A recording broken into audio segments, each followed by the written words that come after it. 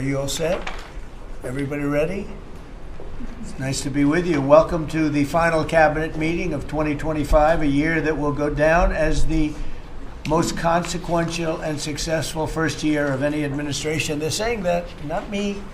Oh, I say it too, actually, but a lot of people are saying it. And a lot of that is thanks to the men and women in the cabinet. The new and improved cabinet room, I might add. We took pictures down from the vaults. We have vaults downstairs with lots of pictures that haven't been exposed to the world for, in many cases, over 100 years. We brought them up, and we're using them as they should be used. But the cabinet room looks beautiful, like it should now. The Oval Office looks beautiful, like it should. It was not. It was like the rest of the country. It was in disrepair. 1 year ago, our country was dead, and said to me by many leaders, we had a dead country. Now we have the hottest country anywhere in the world. It's true. The hottest country anywhere in the world. Think of that. In 4 long years of the Biden administration, there were just $1 trillion of new investments in the United States in 10 months. We've secured commitments of over $18 trillion. So they had, in 1 year, less than $1 trillion. That's in a period of 4 years. Think of it. 4 years they had less than $1 trillion.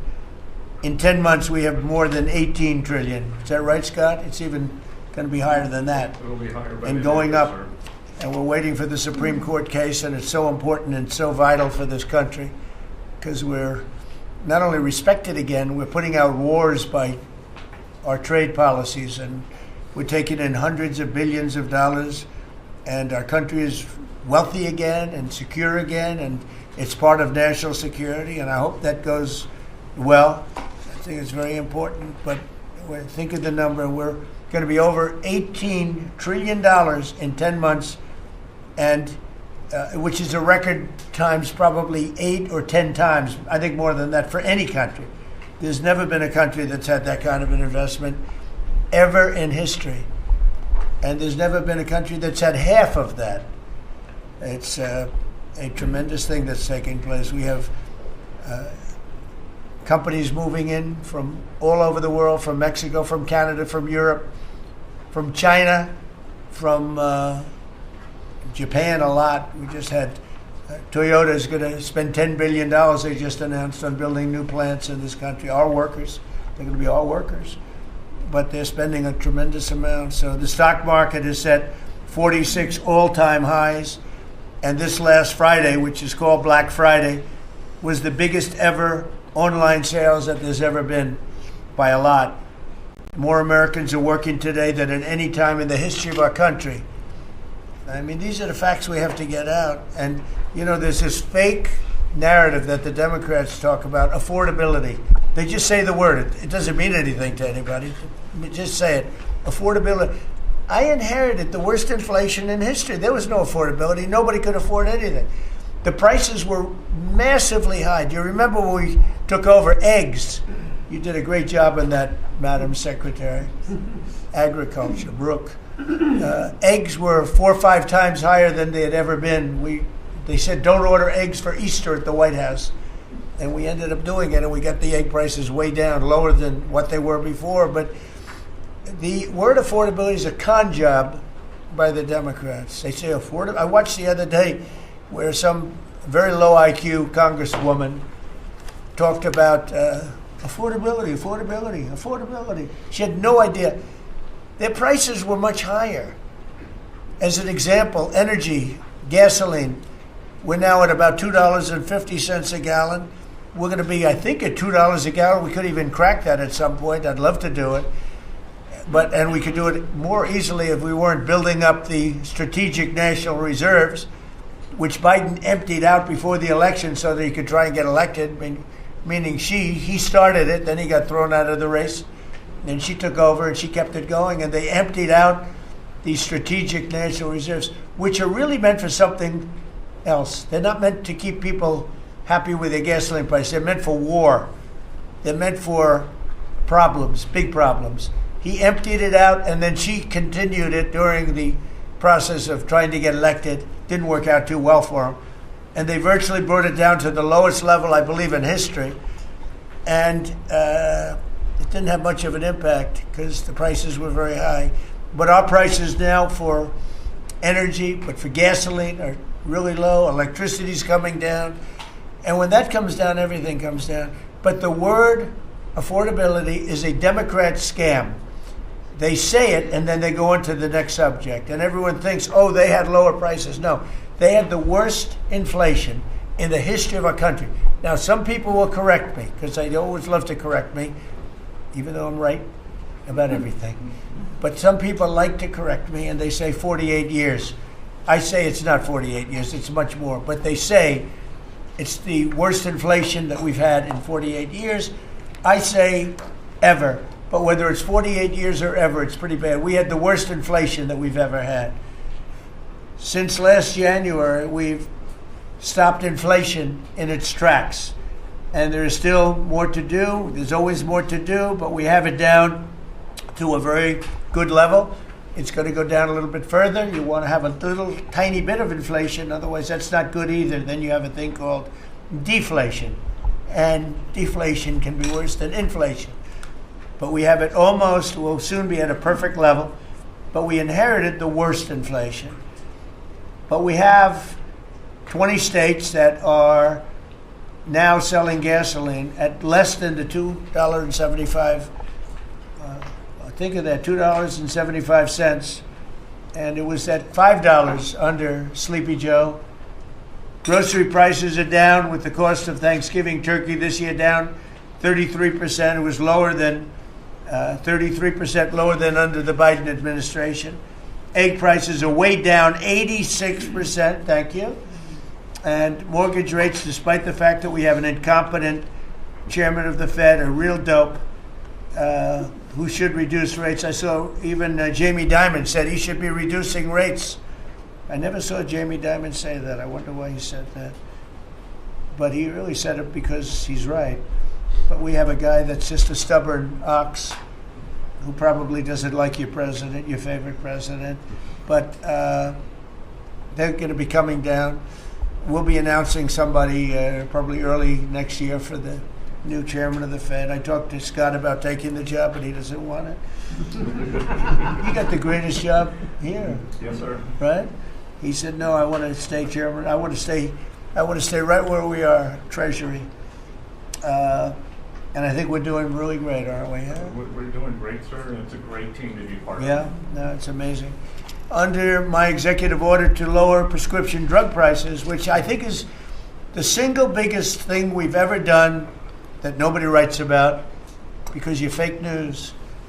I've made unprecedented deals along with Bobby and Oz and all of the people that work on it. A lot of people that you wouldn't even think work on it, but they do, to slash drug prices by 200%, 300%, 400%, 500%, 600%, 700%, 800%.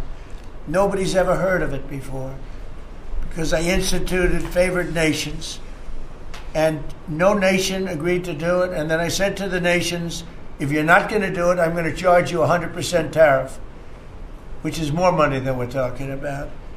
And they said, sir, we'd love to do it. Please, we would be honored to do it. And they agreed that they would go along with the whole thing. Nobody thought you could do it because they felt, number one, you couldn't get the drug companies to do it. So we're paying, as an example, for the, let's go with the fat drug, F-A-T, for fat people. Anybody use it at the table? Don't ask. But the fat drug was $135. Think of that. For certain people, $1,300 for certain countries, $1,300 in New York. So in New York, it was $1,300. And in London, it was $135. And a friend of mine called me, he said, what is this? Why is it? He got used to paying $1,300. Well, now what we have it down to is, Bobby, what's the number? Like 150 or something? We have it down to a low number, don't we? Yeah, it's around 125, 150. Yeah, think of that.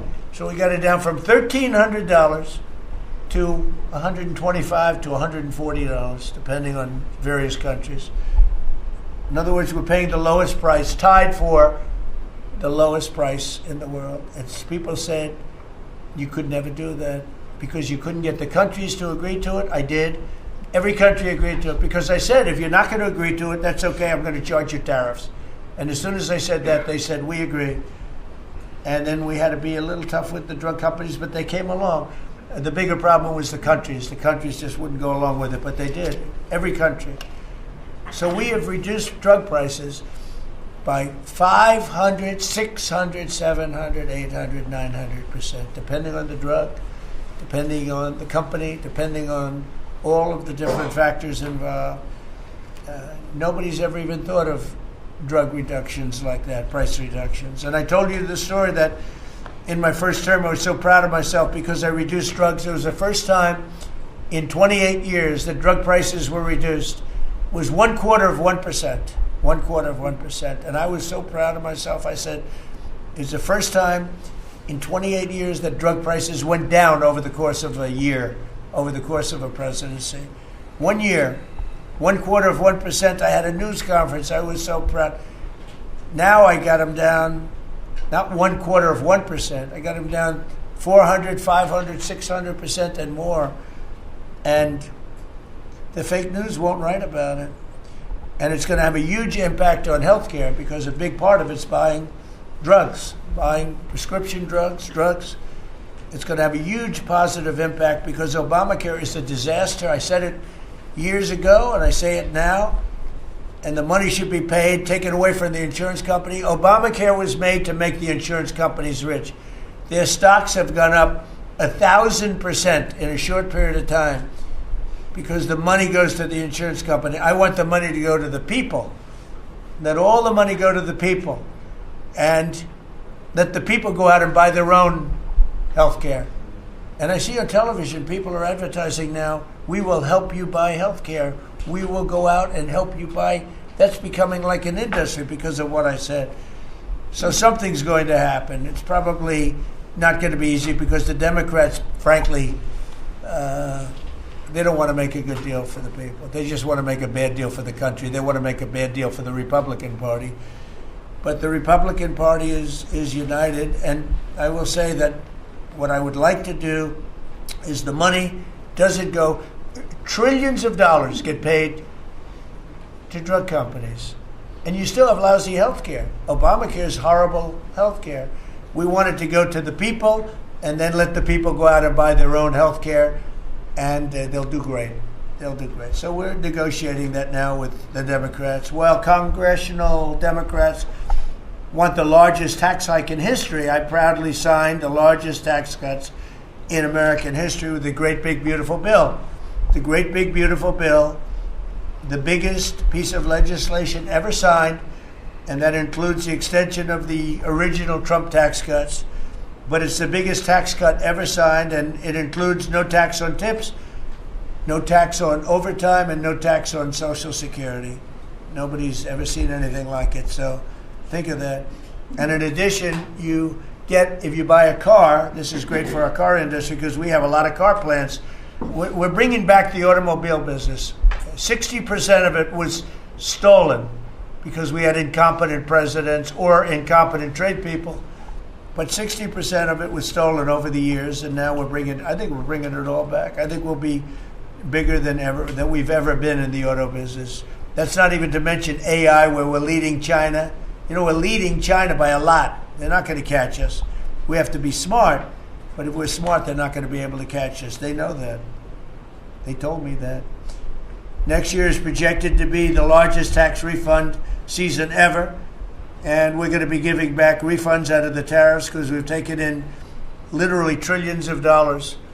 And we're going to be giving a nice dividend to the people, in addition to reducing debt. As you know, I inherited a lot of debt, but it's peanuts compared to the kind of numbers we're talking about. So we're going to be making a dividend to the people, and additionally we're going to be able to reduce debt. And as time goes by over the next 2, 3, 4 years, those numbers are going to go up. And I believe that at some point in the not too distant future, you won't even have income tax to pay because the money we're taking in is so great, it's so enormous that you're not going to have income tax to pay. whether you get rid of it or just keep it around for fun or have it really low, much lower than it is now, but you won't be paying income tax. We've slashed $1 trillion in costly job-killing regulations, saving Americans an estimated $2,100 for a family of four. The Biden administration was the exact opposite, but times four. They went up $6,000. We went down $2,100. Think of that. To bring down energy, electricity, and utility prices, I ended the Green New Scam. They call it the Green New Scam, one of the greatest scams in the history of our country. They talked about global warming and all that crap, and what they've done to this country. What they've done by allowing 25 million people into our country, many of whom are criminals, many of whom 11,888 are murderers, and we have to get them out, and we're doing it. We're doing it. I think what the job that our law enforcement groups are doing, Christy, you and Tom and everybody, amazing. What you're doing is amazing. I terminated the insane electric vehicle mandate, and look, some people that make electric cars weren't happy with that. But we have to do that because you have to have a choice, whether it's a gasoline-powered car, and we have so much gasoline. You know, China doesn't have gasoline. We do. And whether it's a hybrid, which really are working really well, the combination of electric and gasoline-driven. But we, everybody was supposed to, by 2030, everybody had to own an electric car under the Biden stupidity. And not everybody wants to do that. I like electric cars. I like all cars. They're all good. They all have reasons. But you want to be able to go and buy what you want. I imposed historic tariffs that are now bringing in so much money that nobody's ever seen anything like it. And countries that were ripping us off, including allies, but they were ripping us off for years. I won't use the names. I won't mention Japan. I refuse to mention South Korea. I will not mention names. But they were ripping us off like nobody's ever been ripped off before, and taking horrible advantage of your country. But now we're making a lot of money. We're making a lot of money because of the tariffs that are pouring in. And it's really national security. Among everything else, it's national security. We've also rapidly turned the worst border crisis in world history. I believe we had the worst border ever in history. I don't care if you had a fourth world country. You know, we allow third world country in. We would allow fourth world war countries in also. It doesn't matter. There was never a border that was as bad as our border. We allowed anybody in with no checks, no vetting. So we've rapidly turned the worst border crisis in world history into the strongest border in the history of our country, and probably one of the strongest borders in the history of the world, because we have nobody coming through. And I want to thank our people. The Border Patrol is so amazing, ICE, and I want to thank the military for the backup, because they're standing right behind them, and that was really nasty for a period of months, and now it's no longer nasty. Now they don't even come up. Nobody comes up. It's an easy job. It made your job a lot easier because they know they're not going to get through.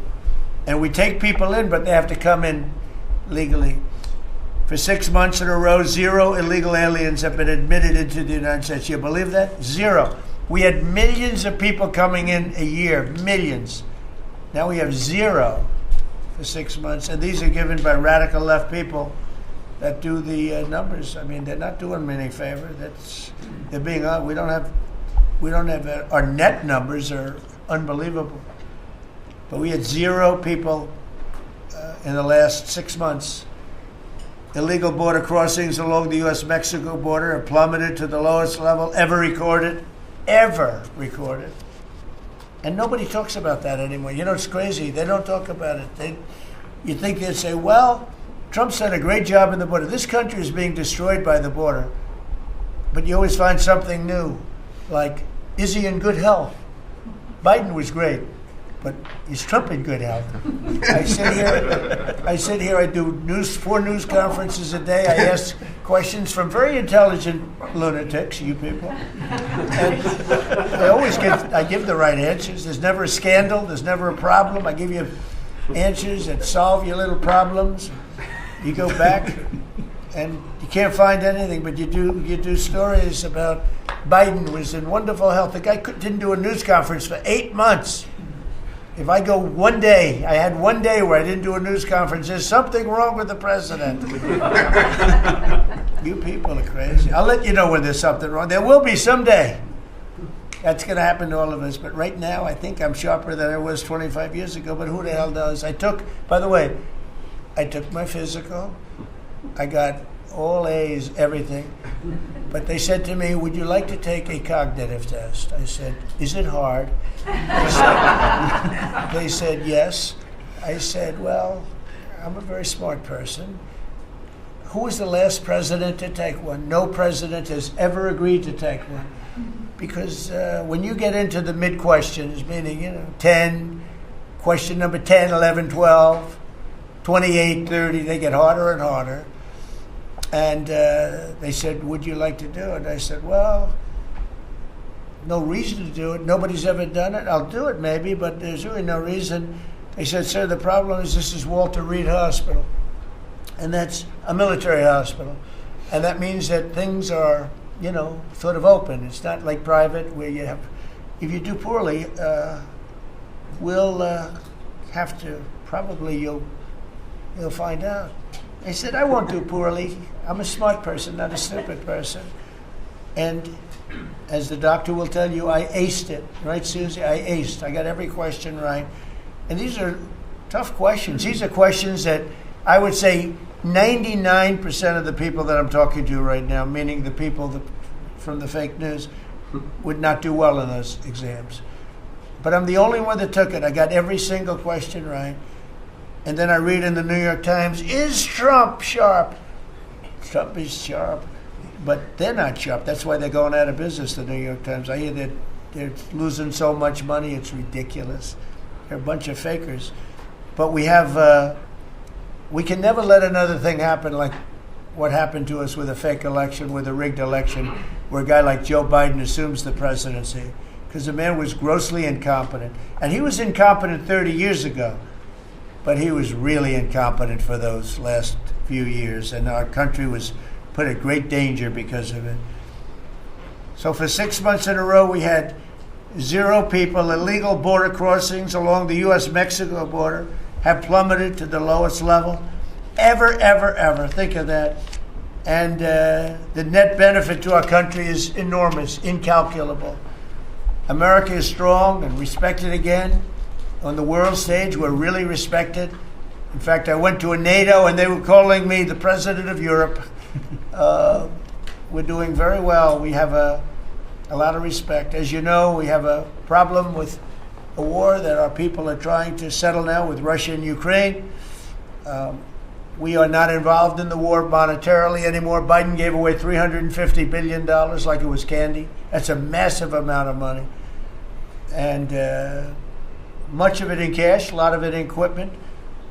I don't give away anything. We sell the equipment to NATO. The European nations pay us for the equipment, 100% price. And then they bring it to Ukraine or whatever they do with it. But we're trying to get that settled. I've settled 8 wars. This would be the 9th. And our people are over in Russia right now to see if we can get it settled. Not an easy situation. Let me tell you what a mess. It's a war that never would have happened if I were president. Not even a chance. And it didn't happen for 4 years. We've renamed the Department of Defense the Department of War, and I thought that would be controversial. And frankly, I tell you what, I haven't met one person. There's not one person I've met that doesn't like it. Think of it. We won World War I, World War II, everything in between, everything before it. And then we said, let's change the name. So we changed it back to what it was, Department of War, and Pete's doing a great job. We ended 8 wars. Think of that. 8 wars, but we're going to do one more, I think. I hope. Every time I end a war, they say, if President Trump ends that war, he's going to get the Nobel Prize. If I end that war. Well, he won't get it for that war, but if he ever gets it for the next war, now they're saying, if he ever ends the war with Russia and Ukraine, he's going to get the Nobel Prize. What about the other 8 wars? India, Pakistan. Think of all the wars I ended. I should get the Nobel Prize for every war, but I don't want to be greedy. Actually, the woman who got the Nobel Prize said, "You've got to be kidding. Trump deserves the Nobel Prize." So that was very nice of her. I appreciate it, which is true, actually. But I don't care about that. You know what I care about? I care about death. I care about all the people that are dying. And last month, 27,000 young people died, mostly young people, mostly soldiers, despite some missiles being shot into Kiev and other places. But think of it, mostly young people. 27,000 people died between Russia and Ukraine last month. What a shame. So we're restoring law and order to our cities and towns. If you look at what's happened, and I want to pay my deepest respects to those two incredible people from the National Guard in West Virginia they came from. I spoke to their parents. Sarah is gone. She passed away. She's looking down on us now, and she loves her parents, and they loved her. They were, somebody said, "How are they doing?" I said, the word is devastated. Doing. How are they going to do? They're devastated. The rest of their lives they're going to be devastated. She was an incredible person, highly respected, top of her class, everything. She was like a perfect human being. 20 years old, just started. She was like a baby. She was so proud. They were giving her a promotion, and she told the parents that she was getting a promotion, and they were so proud of her. Then they get a call that this happened. And we have one young man who's fighting for his life. He's fighting very hard. I think he's probably doing better than anybody. And they said he didn't have a chance. I'll tell you, the one who said he's going to live is his mother. I spoke to his mother. "Sir, he's going to live." I spoke to her very soon after this horrible event took place with this scum that is able to come into our country. I spoke to his mother. "Sir, he's going to be okay. I'm telling you." No doctor thought that. Nobody thought that. He was hitting bad places, and she was like so positive. It was incredible. And it's possibly right, Pam, right? Possibly right. Boy, it would be amazing. If he lives, it would be amazing. A miracle, actually. But we're very proud of those two people. We're very proud of the National Guard. We're very proud of our military and our police and our firemen and women. If you go back and take a look a year ago, year and a half ago, it all changed, I think, on November 5th, the day of the election. But you go back before that, you couldn't get people to join the military, Pete, right? They didn't want anything to do with military. They wanted nothing to do with joining the police or the fire. They wanted nothing to do with anything. They had no spirit. The country it had no spirit, nothing. And now we just had the highest recruitment in history, and we're getting great people. We're getting great people. And I will say, despite what just happened, Washington, D.C. has become a really safe place. And I guess this lunatic probably was upset that the National Guard is so effective, because we were really, really effective, and we are. And Washington, D.C. is now considered a very, very safe city. We had crime numbers a year ago that was so bad, embarrassment, that the city, the capital of this country, could have numbers like that. And Washington now is, no murders, no this. It's been a miracle also what happened here.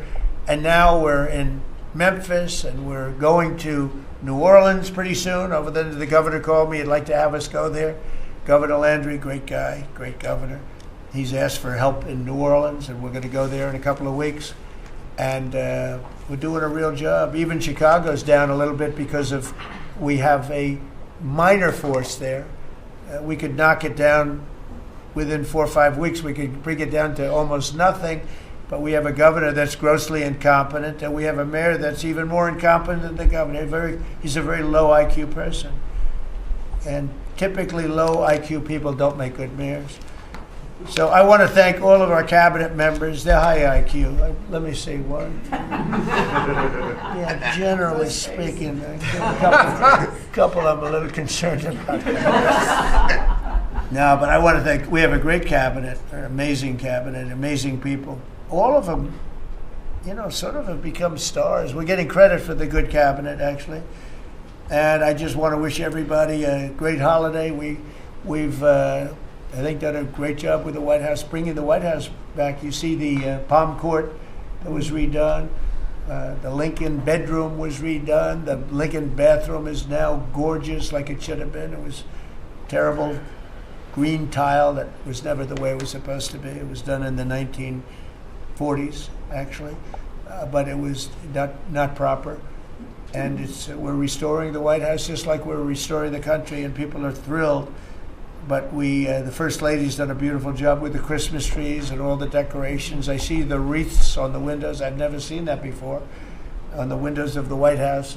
And it's 4 stories high. I said, how did they get that wreath? They had people going up in a little dangerous. I wouldn't want to do it. But they put them up, and we have wonderful people working in the White House, and they're really proud to bring the building back. Because this building was a little bit like the country. It was mishandled. It was mistreated. And now it's being given love, and we're building one of the great, I think, maybe the greatest ballroom. We needed it for 150 years. They've been asking. You see the trucks and cranes and excavators in the background, and you hear them, and every time I hear them, I love the sound.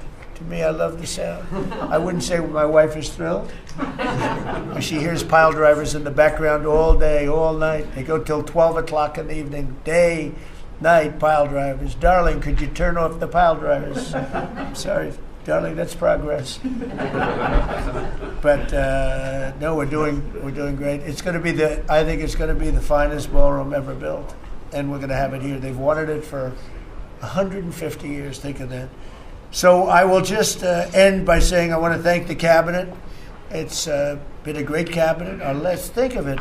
Time flies, but this is our last of the year, as I said, and I just think you've done a fantastic job, and we're going to go around the room. We'll go quickly, but we're going to go around the room, and we'll start with Pete, and you'll tell us about some of the achievements. And some of you have achievements that are so big, I don't want you to go through the whole thing because we don't have time. But we'll start with Pete, and then if you want, we'll take some questions at the end. Please, Pete.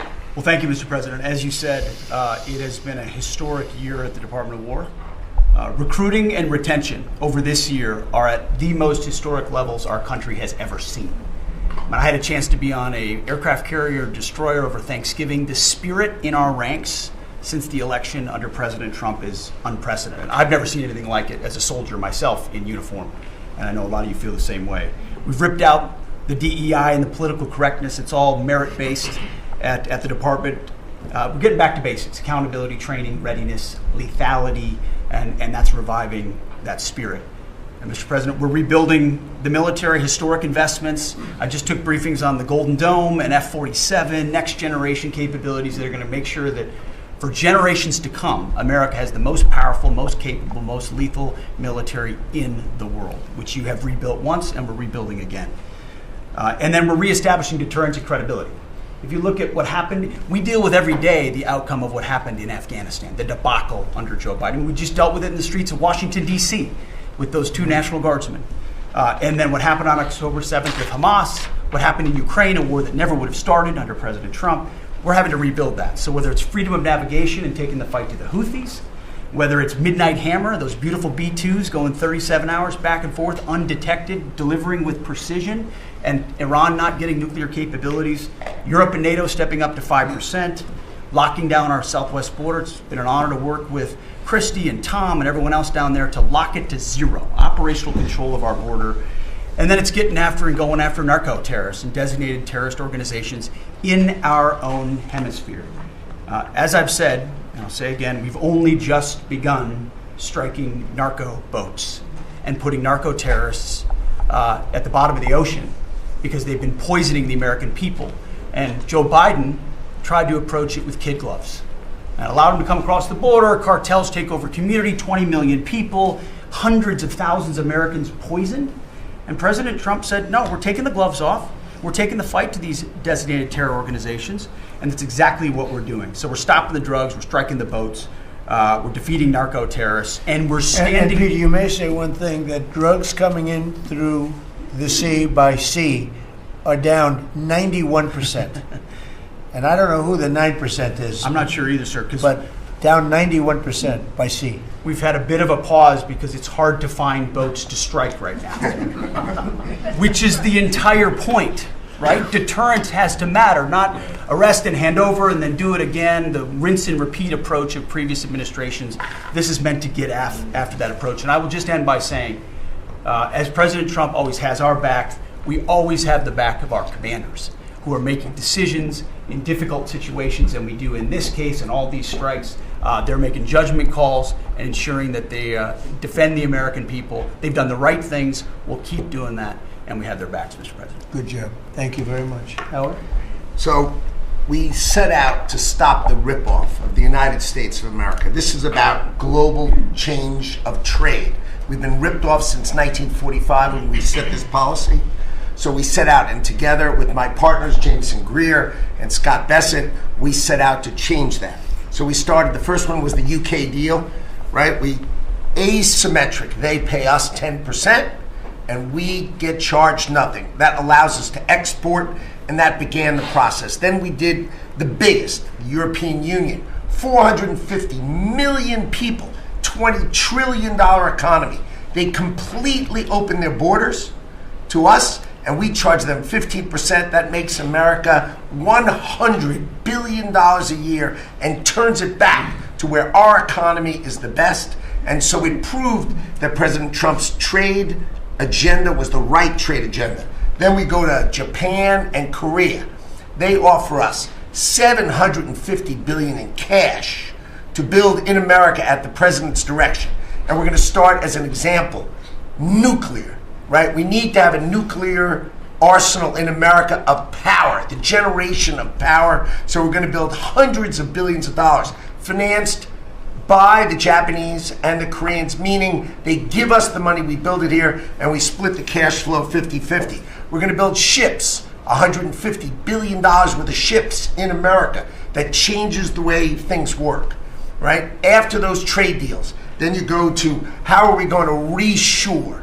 Right? Let's start talking about the auto industry, right? We've been competed against by Koreans, the Japanese, the Europeans. We're kicking our tail. President Trump changed it. 25% tariffs, bring it all home.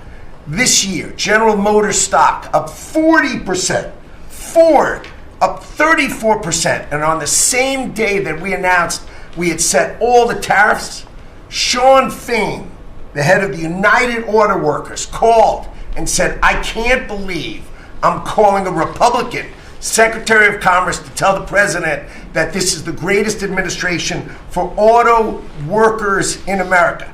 Stocks up and auto workers up. That proves that President Trump understands how to take care of the whole ecosystem, both the companies and, more importantly, the people who work there. Semiconductors, right? We didn't build any. The Biden CHIPS Act was a $60 billion giveaway, right? We've now turned that. $300 billion is committed to America. That's going to go up to $750 billion in the next 60 days, right? And then you go to pharmaceuticals, right? $250 billion being invested in America, and then working together with Bobby Kennedy, right? Pounding away on that MFN, working together as a joint team. They're coming to over $250 billion and cutting prices in half. We did the golden share of U.S. Steel to make sure the Mon Valley is protected. Intel gave us 10% of the company, make tens of billions of dollars, right? And the last thing I will say is a year ago today, I was working on transition with President Trump, right? To build the greatest cabinet ever for the greatest president ever. And I, as I sit here today, I can't be more proud of how you did it, sir. You've created the greatest cabinet. It is a joy to be at this table. You know, one thing we will mention, so they came to see me from Intel, and they had a problem. I said, look, we'll fix your problem, but I think the United States is entitled to 10% of your company.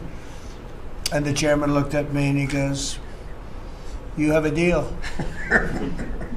Tell them, how much money have we made since I made that deal? It's only $40 billion. 40 billion. We made $40 billion. That was, what, 3 months ago? Does anybody write about it? Nobody writes about it. That's okay. Mr. Secretary, how are we doing with transportation? Well, Mr. President, so just quickly on aviation, many of you heard that we have an infrastructure made of copper. We have to transition to fiber. The last administration said it was going to take more than 10 years to complete the transition from copper to fiber. They had no plan to actually do it. We have already completed a third of this transition from copper to fiber. Now it's going to take longer for us to go from analog to digital. By the way, the rest of the world transitioned 20 years ago from analog to digital. We are just going to do that at the FAA right now, but we're buying new radios. We're going to buy new radar. By the way, those radar are going to be made in America, Mr. President. This phase of the operation will be completed by the time you leave office. It's 3 years. I do need another $20 billion, Congress, to start the second phase, which is really important, and we'll try to get that done also in that 3-year time period, but we need the money. Critically important. With regard to commercial driver's license, I think we've covered a lot the crashes that have taken place around the country. And what we found is there have been states that have issued commercial driver's license to foreigners, and they've gone through sham schools, and they're not safe on American roadways. And so, in partnership with Secretary Noem, we have driven those numbers down. We got California, Gavin Newsom, to revoke 17,000 unlawfully issued licenses. We've closed down half of the fake schools that give out these fake licenses, all critically important. Governor Tim Walz of Minnesota gave 33% of these licenses unlawfully. People that should never have a driver's license driving a big rig on American roads, endangering the American people, shameful. We've cleaned up Union Station here in D.C. per your directive. We're going to rebuild Penn Station in New York. We're going to break ground at the end of 2027, get that project operational. And, Mr. President, a lot of us, I fly commercially, I fly back by the bathrooms. I don't know why that happens. They put me in the back. We've asked Americans to bring their better selves, to bring civility back to travel, to say, listen, let's say please and thank you. And if you have someone's pregnant on your flight and you're as strong as Pete is, well, pick up the bag and help her put it in the overhead bin. Let's be nice to each other, is what we've asked. Maybe not wear pajamas or slippers on the airplane. And I think it's been received fairly well, and I think we can all have a better travel experience when we do that. And just the last point I'll make is there was a big football game where the Merchant Marine Academy that falls under DOT actually beat the Coast Guard with Kristi Noem. We beat them by 1 point, and so we're very proud of that. And, so well done, Kings Pointers. So a little bit in a nutshell, we're rebuilding the air traffic control under boot edge. It's supposed to be boot edge. Who's another grossly incompetent person? He'd get in his bicycle, ride to work, and he was just terrible. What they do is they take the fiber optics and they take fiber trying to hook it into copper, and fiber and copper don't mix. You can't do it. But people knew that for the last 30 years since they started doing the fiber. And they spent billions of dollars, and it didn't work. And you saw that by the helicopter crash. You saw that by Into the Plane. You saw that by a lot of things. So we're doing a brand new air traffic control system, and it's going to be the best, and it's going to be from top to bottom. And we have the 3 top companies in the world bidding on it. And it's going to be one bid, and we're going to have one company responsible, and it'll be the best system. And it's going to make this. Look, our skies are safe. Otherwise, we wouldn't let people fly. But we're going to have the safest skies. We're going to have the best system anywhere in the world. We're also going to rebuild Dulles Airport because it's not a good airport. It should be a great airport, and it's not a good airport at all. It's a terrible airport. It was incorrectly designed with a good building. Actually, it's got a beautiful terminal. Saarinen was the architect, one of the greatest architects in the world at the time. A great architect. And so they have a great building and a bad airport. But we're going to turn that around, and we're going to make Dulles Airport serving Washington and Virginia, Maryland, etc. We're going to make that into something really spectacular. We have an amazing plan for it. And other things, but you're doing a really good job. I appreciate it. The people movers of Dulles, we had a crash recently So we're going to announce that later today, a request for bids on this. But again, it's a not a great airport, which we can make great in this administration, Mr. President. We have a design that's amazing for Dulles. It's going to take Dulles and make it a really bad. It was a badly designed airport. We're going to make it into as good as there is in the country. It'll be exciting. Okay, please. All right. Well, Mr. President, it's good to be here at this meeting because in 1 year you can look around the table and see the change. And I think one of the biggest changes is how this cabinet works together. And I want to start there. This has often been said, I found out some things this year that I didn't know, that the Department of what was Defense, now Department of War, and the Veterans Department had never really communicated. Now, we're fraternal twins, in a way. Pete and I are. He lives better, I'm better looking. But into looking at this, I mean, he brings them in. He keeps them for a number of years, up to 20 or longer, and then they come into what the country is committed to our veterans. And if you don't have both ends working correctly, then recruitment lags, morale lags, and we've been able to work and fix a great deal of that. I didn't need to change our name, but I did do one thing. I put the veteran back first at the VA. And we did that in 1 year. How did we do that? We started taking things that have been neglected for a long time and put them back. We had a backlog in which we've dropped over 160,000. We're not talking year-to-year change at the VA. We're talking 5-6 years. We have to go back 5 to 6 year prior COVID numbers to see the change of backlogs that are now reduced. We do it in 6 months instead of the long time it took. In fact, it grew under the Biden administration. It shrank over 160,000 under us. Champ VA, which is a program we have, it's basically been back to day to day. It was at a terrible state, which delays in claims and everything's been going on. We've got that back. We're doing things like taking a new look. I have one question that I ask when I go to my hospitals, which, by the way, over 170 hospitals, 1,200 clinics, and I ask the people one thing, Mr. President. I said, what are you doing right now that if you were just honest and I wasn't standing here, you say, this is stupid? It's been amazing what we've gotten and the feedback that we've had. We've been able to change how we do credentialing, how we do privileging, how we do hiring. We're all working through that, and it has all made a difference for our veterans as we go forward. CNP exams for veterans out there listening. If this is the one where disability claims, where they say, well, let me send you to a doctor to make sure. Most of the time we have that already in the record. We're working now to where those could actually be changed, where we just look at the record and not have to send them to the doctor. That's almost a $3 billion savings that we can let, and also not taking what the veterans get. We're also getting ready to announce here pretty soon a reorganization that's going to bring our hospital system organizationally in line with the 21st century. We are the largest healthcare organization. It's about time we acted like it, Mr. President. You gave that leadership, and we're going to do it. And also one thing, community care contracts getting ready to go out. It's one of the largest contracts in the federal government, but it does exactly what you and I have talked about before, making sure that our veterans can get care in the system or in the community, wherever they want it. We're getting ready for that. Now I have one thing for all the press who really enjoyed the first of the year, saying, oh, you know, they're going to cut all these jobs, 80,000 this, 80,000 that at the VA. Mr. President, every success that I just gave you came after the fact, or pretty much after the fact, that we had 30,000 take early retirement. Early retirement, no risk, although you reported it as loss and risk, you can't help yourself. 30,000 took a retirement. Every bit of the success that I just told you about came with a reduced workforce. It was a motivated workforce that said, how can we take care of veterans? That's what this cabinet does. That's what we're doing for you, Mr. President. And you've got the highest approval rating we've ever had at the VA, so that tells you something. You're doing a great job. Thank you very much.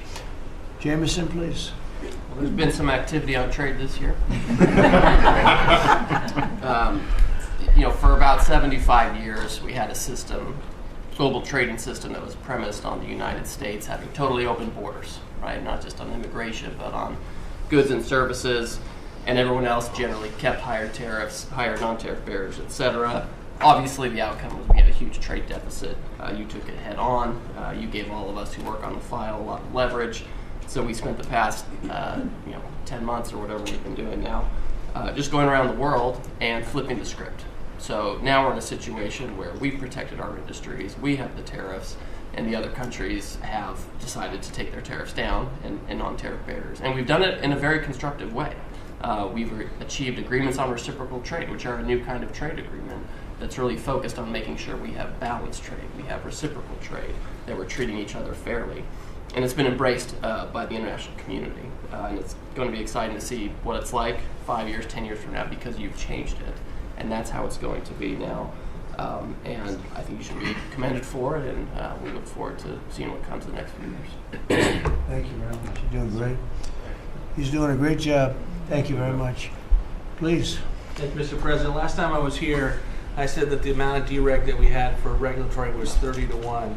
Since then, it's up to 48-1. Your goal had been 10-1, which was in excess of 6-1 in the first term. It's actually much higher than that, but I made my team redo the threshold a little bit because it sounded so unbelievable.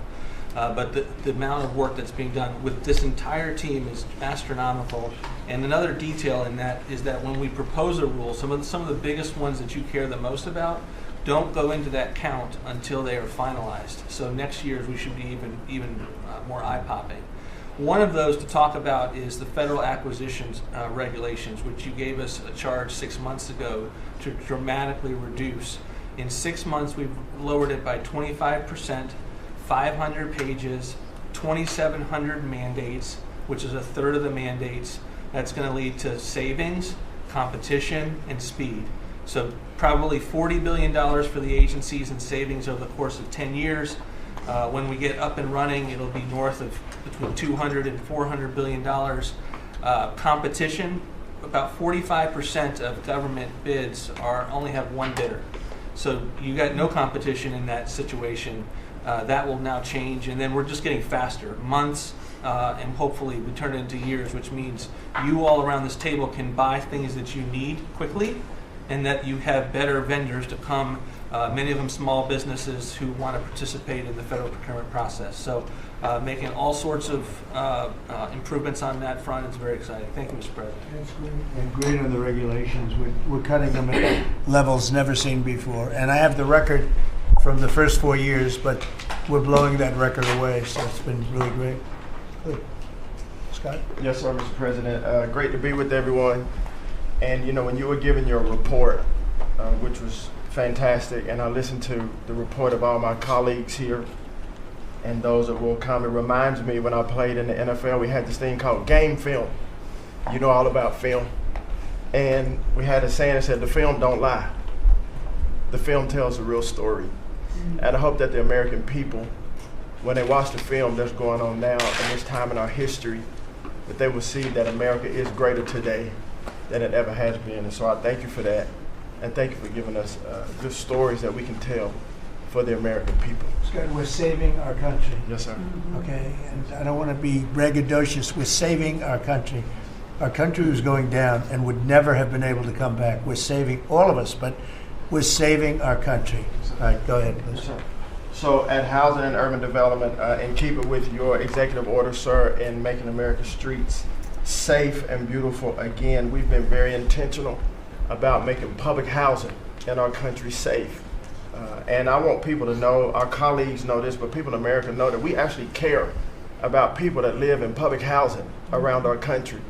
A lot of public housing is wrought with crime, sex trafficking, drug trafficking, illicit drugs, illegal aliens living in public housing, but we've put them on notice to let you know that it's not lost on us. We care about the people, we're paying attention to it, and we're going to root out crime in public housing. We've been very focused on working with the Memphis Safe Task Force, the DC Safe and Beautiful Task Force, working with Pam and Christy and others, and law enforcement. Our law enforcement is tremendous.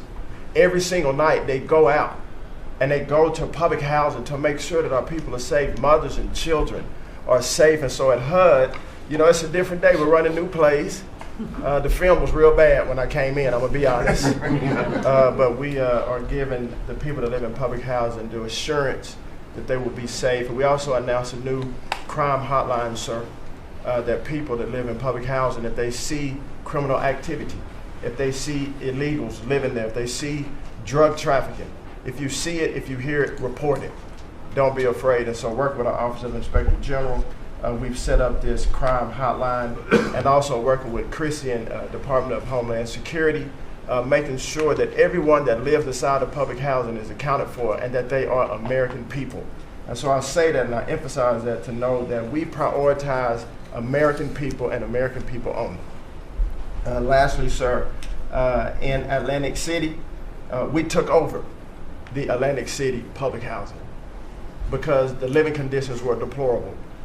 And they have people that have been living there for 3 generations, and they were being treated very bad. And so I took it so that we can now give people a safe place to stay. And working with the First Lady in the Foster Youth Initiative has been a great joy for me and our team. So thank you for doing that executive order to make sure that our foster youth have a safe landing pad and have financial literacy as they age out of the foster youth system. And so you talked about affordability. HUD has supported over 1 million Americans in home ownership and affordability, and over 560,000 are first-time home buyers. So I hope that the press will write about that good news, that 1 million people are able to own a home and to refinance their homes. And sir, we are moving our building from DC to Alexandria, Virginia. So thank you for your support. We're going to save the American people about $500 million. So that's my report. Thank you, sir. Thank you, Scott, very much. Brooke? Well, coming off of Thanksgiving, moving towards Christmas, I think it's the season of Thanksgiving, and 2 words for me are gratitude and joy. Gratitude to you for, as Howard said, bringing this team together. I say it a lot, but I'll say it again, that this is like family at this point, and I don't know that there's ever been an organization like this, at least a government like this in the history of our country. These jobs are hard, but the joy every day in getting to fight for America and save the country is the privilege of all of our lifetimes, I believe. So thank you for that. At U.S. Department of Agriculture, the People's Department, Abraham Lincoln launched this department in 1862. But under your leadership, we have finally, again, put farmers and ranchers and rural America first. In the last year, it's no longer DEI, climate change, sending out money based on the color of a farmer's skin. It's now about literally putting farmers back at the center of it. And under the last administration, we talked a lot about affordability. We'll continue to talk about that.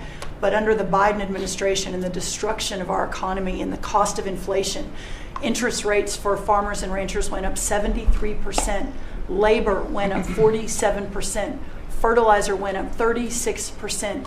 Fuel went up 28%. So when you think about the extreme economic strain that a lot of our farmers are under in our farm economy, these are massive, massive numbers that will take some time to get out from under. But we've already seen the beginnings of the movement toward more affordable food, housing, fuel, et cetera, and that will only continue to trend as we work to solve those issues. My partners in trade, of course, they do the work, but I'm constantly talking to them about selling more soybeans, selling more corn, getting more of our products out. But when we really think about how to solve for this idea that for so long our farmers, many of them have been farming for government checks instead of moving their product around the world, these trade deals change that forever. And it isn't one trade deal or 2 trade deals, it's dozens of trade deals. And so talking about rural prosperity and bringing the golden age back to rural America, which has been lost for too long. And we're going to focus on that next year, hopefully with our vice president, many of our cabinet members. But the opportunity to do that under these new trade deals is unprecedented. And so just putting farmers first, our ranchers first, Mr. President, is such a huge priority and an accomplishment of the last year. The second quick thing is lawfare, and I know you know this better than anyone in the country. When a government politicizes and weaponizes their power to go after average, everyday Americans, well, from you, the top of the heap as president, but all the way down to the ranchers in South Dakota, the Maud family, who were facing jail time over a fence line dispute that had been in their family for 130 years. We fixed that. A family, the Henry family in New Jersey, who were facing their farm being taken away for eminent domain to give to affordable housing, we fixed that. So being able to completely change the trajectory of private property rights, but especially as it has to do with our farmers and ranchers and our rural communities, changes everything for our country. And then the third thing, we have so much great things to talk about at USDA, but the third thing, which became very much a part of the national conversation during the Democrat shutdown, was SNAP reform, food stamp reform. When all of America saw what so many of us know and have been working on, But when you have so much rampant fraud in a program that 42 million Americans participate in, now a big good piece of news that I hope is written about, since you became president, about 800,000 of those 42 million have moved off of food stamps, which is hopefully the plan with better jobs, higher wages, etc. But still, when we found 186,000 dead people's Social Security numbers being used, 500,000 people receiving benefits more than twice. We had a couple of people receiving benefits in 6 states. In February of this year, we asked for all the states for the first time to turn over their data to the federal government, to let the USDA partner with them to root out this fraud, to make sure that those who really need food stamps are getting them, but also to ensure that the American taxpayer is protected. 21 states said yes, not surprised. 29 states said yes, not surprisingly, the red states, and that's where all of that data, that fraud comes from. But 21 states, including California, New York, and Minnesota, the blue states, continue to say no. So as of next week, we have begun and will begin to stop moving federal funds into those states until they comply and they tell us and allow us to partner with them to root out this fraud and to protect the American taxpayer. As Joe Biden was working to buy an election a year ago, he increased food stamp program funding by 40%. So now as we continue to roll that back. So the partnership in Making America Healthy Again is also in food stamps, but a lot of what Bobby and I are doing together is really remarkable. But again, just gratitude and joy for this work, and so grateful to you. The final thing I'll say, a lot of gratitude to Secretary Marco Rubio for wearing his Aggie maroon tie as a reflection of Texas A&M beating Florida handily about a month ago. So Marco, I want to thank you, and much gratitude and joy in my heart as well. Yes. But thank you, sir. We also have to say something about China with one of the largest purchases ever in our country, the soybeans. Yes, sir. And so I want to thank President Xi. We had a great meeting. We were in South Korea, and I went to a lot of other places too, but we met in South Korea, and President Xi was great.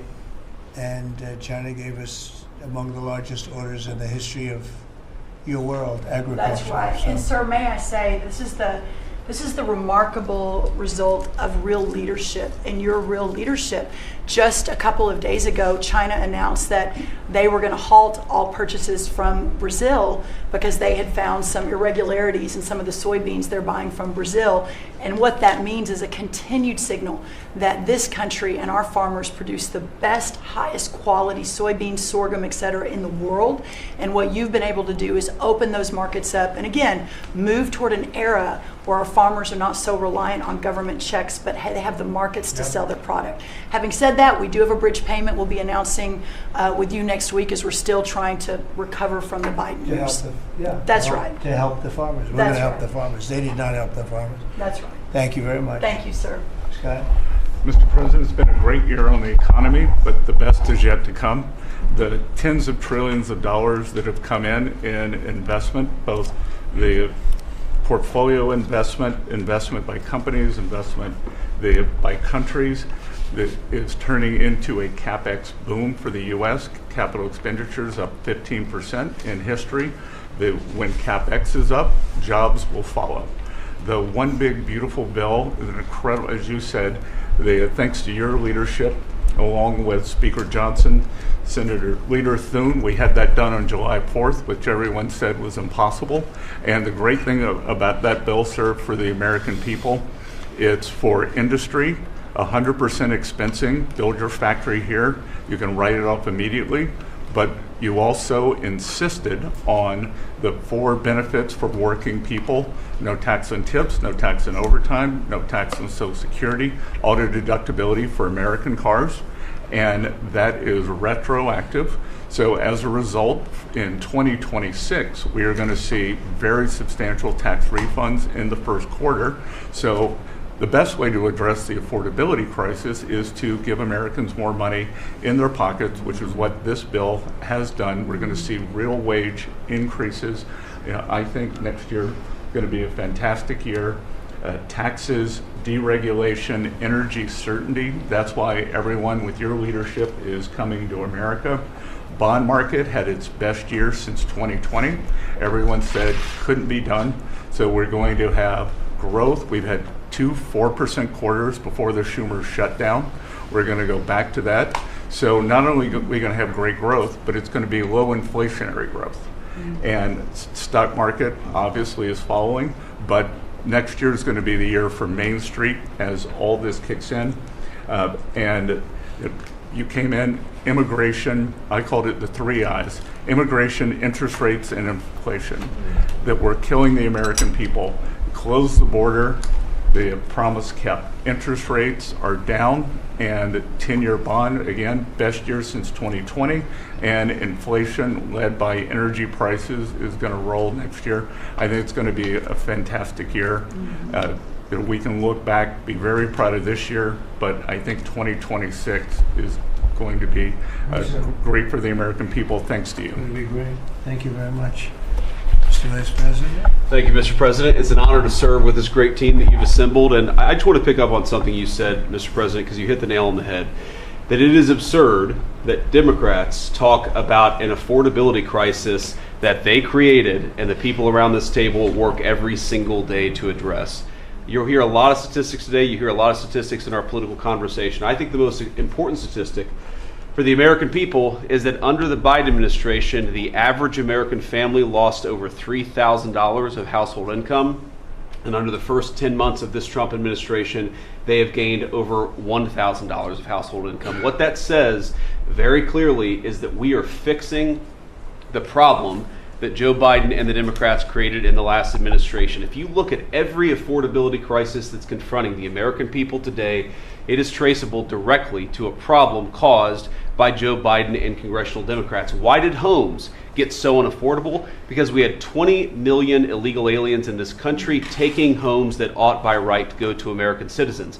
Why did tax bills get so unaffordable? Because Democrats were raising taxes while congressional Republicans under the president's leadership were now cutting taxes. Why did food get so expensive? Because we printed trillions of dollars and threw it into green scams that made our agricultural economy suffer while Americans were paying higher prices for food. On every single one of those issues, Mr. President, I think we've made incredible progress. But it would be preposterous to fix every problem caused over the last 4 years in just 10 months. I think that we've done incredibly good. But what I see over the next year, and you heard Brooke talk about joy and gratitude, what I really think this season represents for me, and I think for the entire administration, is that we have now done incredible work to fix what Joe Biden broke. And I think the next year in American growth and American prosperity could be the best year that we've had in the United States of America. It's going to happen because we're all working hard. It's going to happen because we have the greatest country in the world. But I think for congressional Democrats in particular, if they want to talk about affordability, they ought to look in the mirror. We are fixing what they're broken. We're proud to do it. It's the job that we were elected to do. But I think 2026 is going to be the year where this economy really takes off. Thank you very much. Thank you, sir. Great. Pam? President Trump, thank you for talking about Sarah. Heartbreaks for her family. And Andy is doing well. His parents, Melody and Jason, wanted me to tell you, and I was with them yesterday in the hospital. He's a miracle. I was there when the surgeons came in, and they wanted you to know this. He's a miracle, and if everyone in this country can continue to pray for that family. He's got a long road ahead of him, but he is a miracle. And of course, our DC initiative is led by our amazing, and the monster will be held accountable who did this. Our marshals, of course, are leading the DC Safe effort. We have made over 7,000 arrests at your direction. DC is safe again. Working with everyone around this table, Pete and everyone. Scott and I were in Memphis together last week. And everyone, and Bobby, your HHS, doctors and medics are on the ground to help people in Memphis and DC. In Memphis, we've made over 3,500 arrests so far. And Homeland Security, Christy, you've been instrumental in this. But it's everyone working together as a team. We even have Treasury agents out there. It's unbelievable, on the ground in DC and Memphis. Of course, law enforcement first, FBI, Kash Patel has led the FBI. We have a 100% increase in the arrest of violent criminals, thanks to your leadership. DEA, led by Terry Cole, over 45 million fentanyl pills, 4,200 kilos fentanyl powder. That is the equivalent of 347 million potential lethal doses. That's unbelievable that you've taken off the streets of our country. And the weight of all the drugs combined taken off by DEA is the weight of 17 full semi-trucks of the drugs just since you've been in office. The drugs that had flowed into this country under the previous administration. ATF, led by Rob Sakata, has seized more than 31,000 illegal guns. 31,000. Unbelievable at your leadership. 19,000 of those were from trafficking cases. We've been sued on the legal front now. We have been sued 575 times. 575 times. More than every administration going back to Reagan combined. Most recently, yesterday, I was sued by an immigration judge who we fired. One of the reasons, she said she was a woman. Last I checked, I was a woman as well. 24 Supreme Court wins, President Trump, 92% success rate. We told you it would take a while to get to the Supreme Court. We're doing it at record speed, led by John Sauer, of course, Sarah and Hosh, all working together.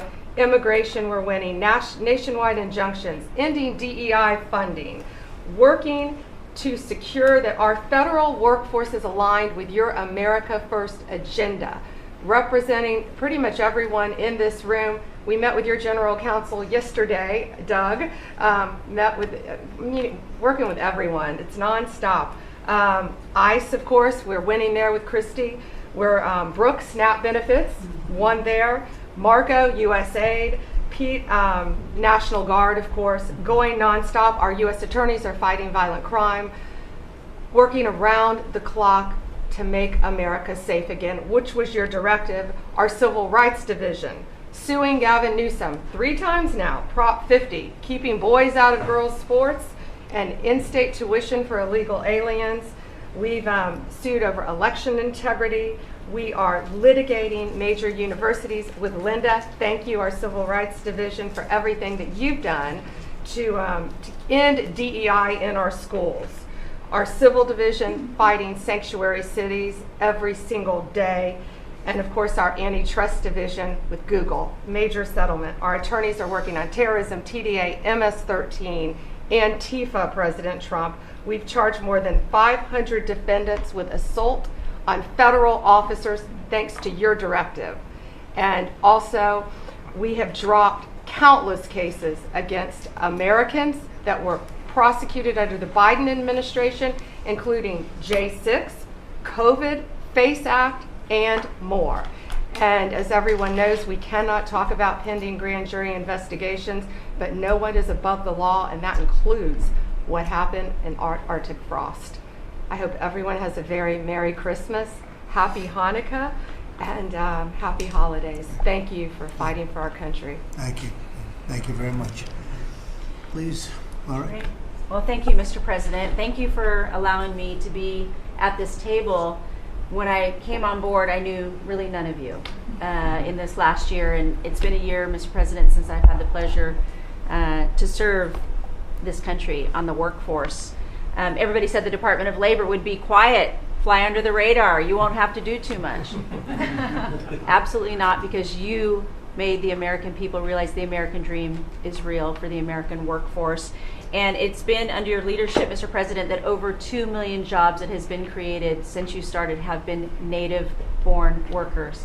And that is the difference between this presidency, this administration, as opposed to the Biden administration, where mostly foreign-born or federal government jobs. And I think through the private sector, over 2 million jobs of native-born. And so the Labor Department has wasted no time in putting that into action with our Make America Skilled Again, either grant dollars, but the intentionality of the apprenticeship program, 1 million active apprentices across this country. We have done over 250,000 new apprentices so far in the first year and registered over 2,000 new apprenticeship programs. Why do we need the apprenticeship programs with the men and women in the trades? Because of the leadership of onshoring and reshoring, and have a lot of these companies reinvest in America. We have to build this country. We cannot do that without the tradesmen and women and the craftsmen of this country. And I think that, Howard and I, we talked about that from the beginning, and we're going to have to lean in on that because we need the labor force, 700,000 new skilled jobs with electricians, construction workers, machinists, and so forth. And as I traveled with the vice president as well, we see that on the manufacturing floors of this country, they're in desperate need. The Department of Labor are going to get the workforce skilled again. Working with Secretary McMahon as we move a lot of the education out to our respective states, we are now working together, and we have deployed $86 million in investments, and a lot of that is in AI infrastructure jobs to have our new workforce proficient and literate in AI if we're going to continue to lead the AI race, and we're working on that. And the Department of Labor is now creating and will soon launch the AI infrastructure and workforce hub, which we will be able to track that metrics to see exactly if these dollars are going correctly.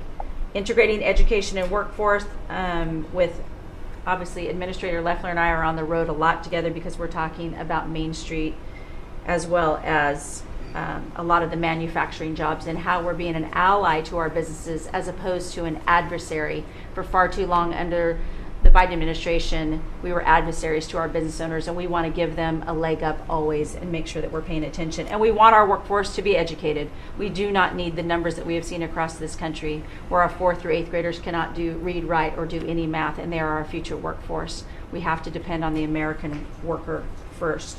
Also, lowering healthcare costs in line with the executive order. I'm working with Treasury and HHS, and rulemaking is underway to expand healthcare transparency and make pricing more affordable for our employers who offer these to their employees.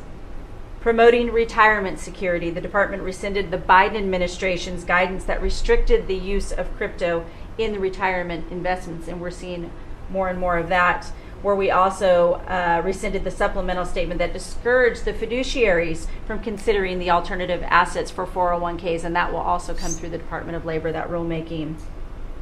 Ending abuse of cheap foreign labor at the expense of the American worker. We launched over 200 investigations into companies who will have abused and or fraudulently against the American worker. So Project Firewall was released. Thank you, Mr. President. We want the trained workforce, but we will root out the fraud and abuse, and we'll protect the American worker first.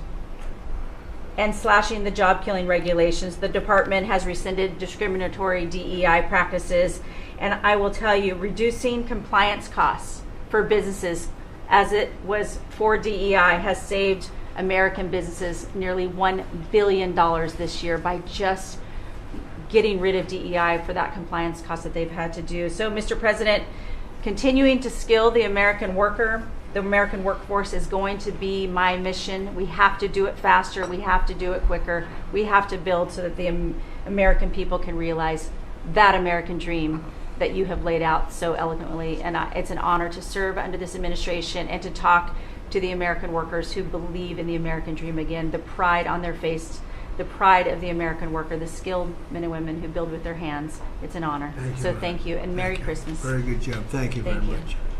Chris? Mr. President, I am honored and frankly inspired to sit at this table with this incredible team of leaders that work every day for one and only one constituency, the American people. Not this group or that group, the American people. The price of energy is very much on the mind of Americans. The biggest determinant of the price of energy is politicians, political leaders, and policies. That's what drives energy prices. Under your leadership, what we've seen in the United States is just a steady drop in the price of gasoline, a huge consumer cost for Americans. As you mentioned early on, well below $3 a gallon right now and trending downwards. There are a number of stations in the heartland of America with $1.99 signs flying today. That's simply impossible without the leadership and changes you've brought.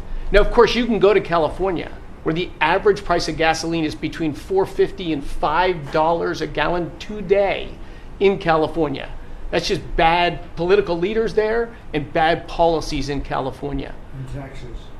And taxes. Taxes they charge on gasoline are just insane, terrible. And electricity prices is a very parallel story, but it's a bigger moving ship, so the changes are a little bit slower. But Americans are outraged at roughly 30% rise in the average price of electricity across this country. But everything we are doing together is going to reverse that. Not just stop the rises, but start a downward trajectory in electricity prices. And I can say that with confidence, not because we think these policies will work. We know these policies will work, and I'll get to that in a second. We're going to stop closing power plants. We've already done that, of course. Stop closing the coal power plants and natural gas plants that were shut down. We've got over 30 gigawatts of generators just sitting there today, not allowed to run. Well, of course, we're fixing that immediately. We're going to bring on from our existing grid tens of gigawatts more capacity that'll drive down the cost of electricity. But if we look at the last 5 years to see what works and what doesn't work, the most Trump-aligned policies in the electricity sector were by, no surprise, one of your cabinet members, Secretary Burgum, for 8 years governor of North Dakota. Over the last 5 years, production and demand for electricity in North Dakota grew 35%. Think what data center boom's going to do. And what happened? Electricity prices went down. Didn't rise slowly. They actually went down those 5 years. That's the answer. Trump-aligned energy policies increased demand for electricity. Nebraska and Texas, more Trump-aligned states, had significant growth in demand for electricity. They had electricity price rises, but well below the price of inflation. Unfortunately, Biden brought all of us a lot of inflation. If you look at the other end of the spectrum, California, New York, Massachusetts, Connecticut, Maryland, I could go on. What happened in those states? Policies and politicians that force the building of unreliable electricity generation, which requires new infrastructure and transmission lines. And what happened? Today they produce less electricity than they did 5 years ago. A lot of spending money and less electricity. What does that mean? Of course, much faster rises in the price of electricity. Blue states have had 1.5 times faster rise in electricity prices than red states. Red states alone, less than inflation. We need to bring those policies. You are bringing those policies to the national level.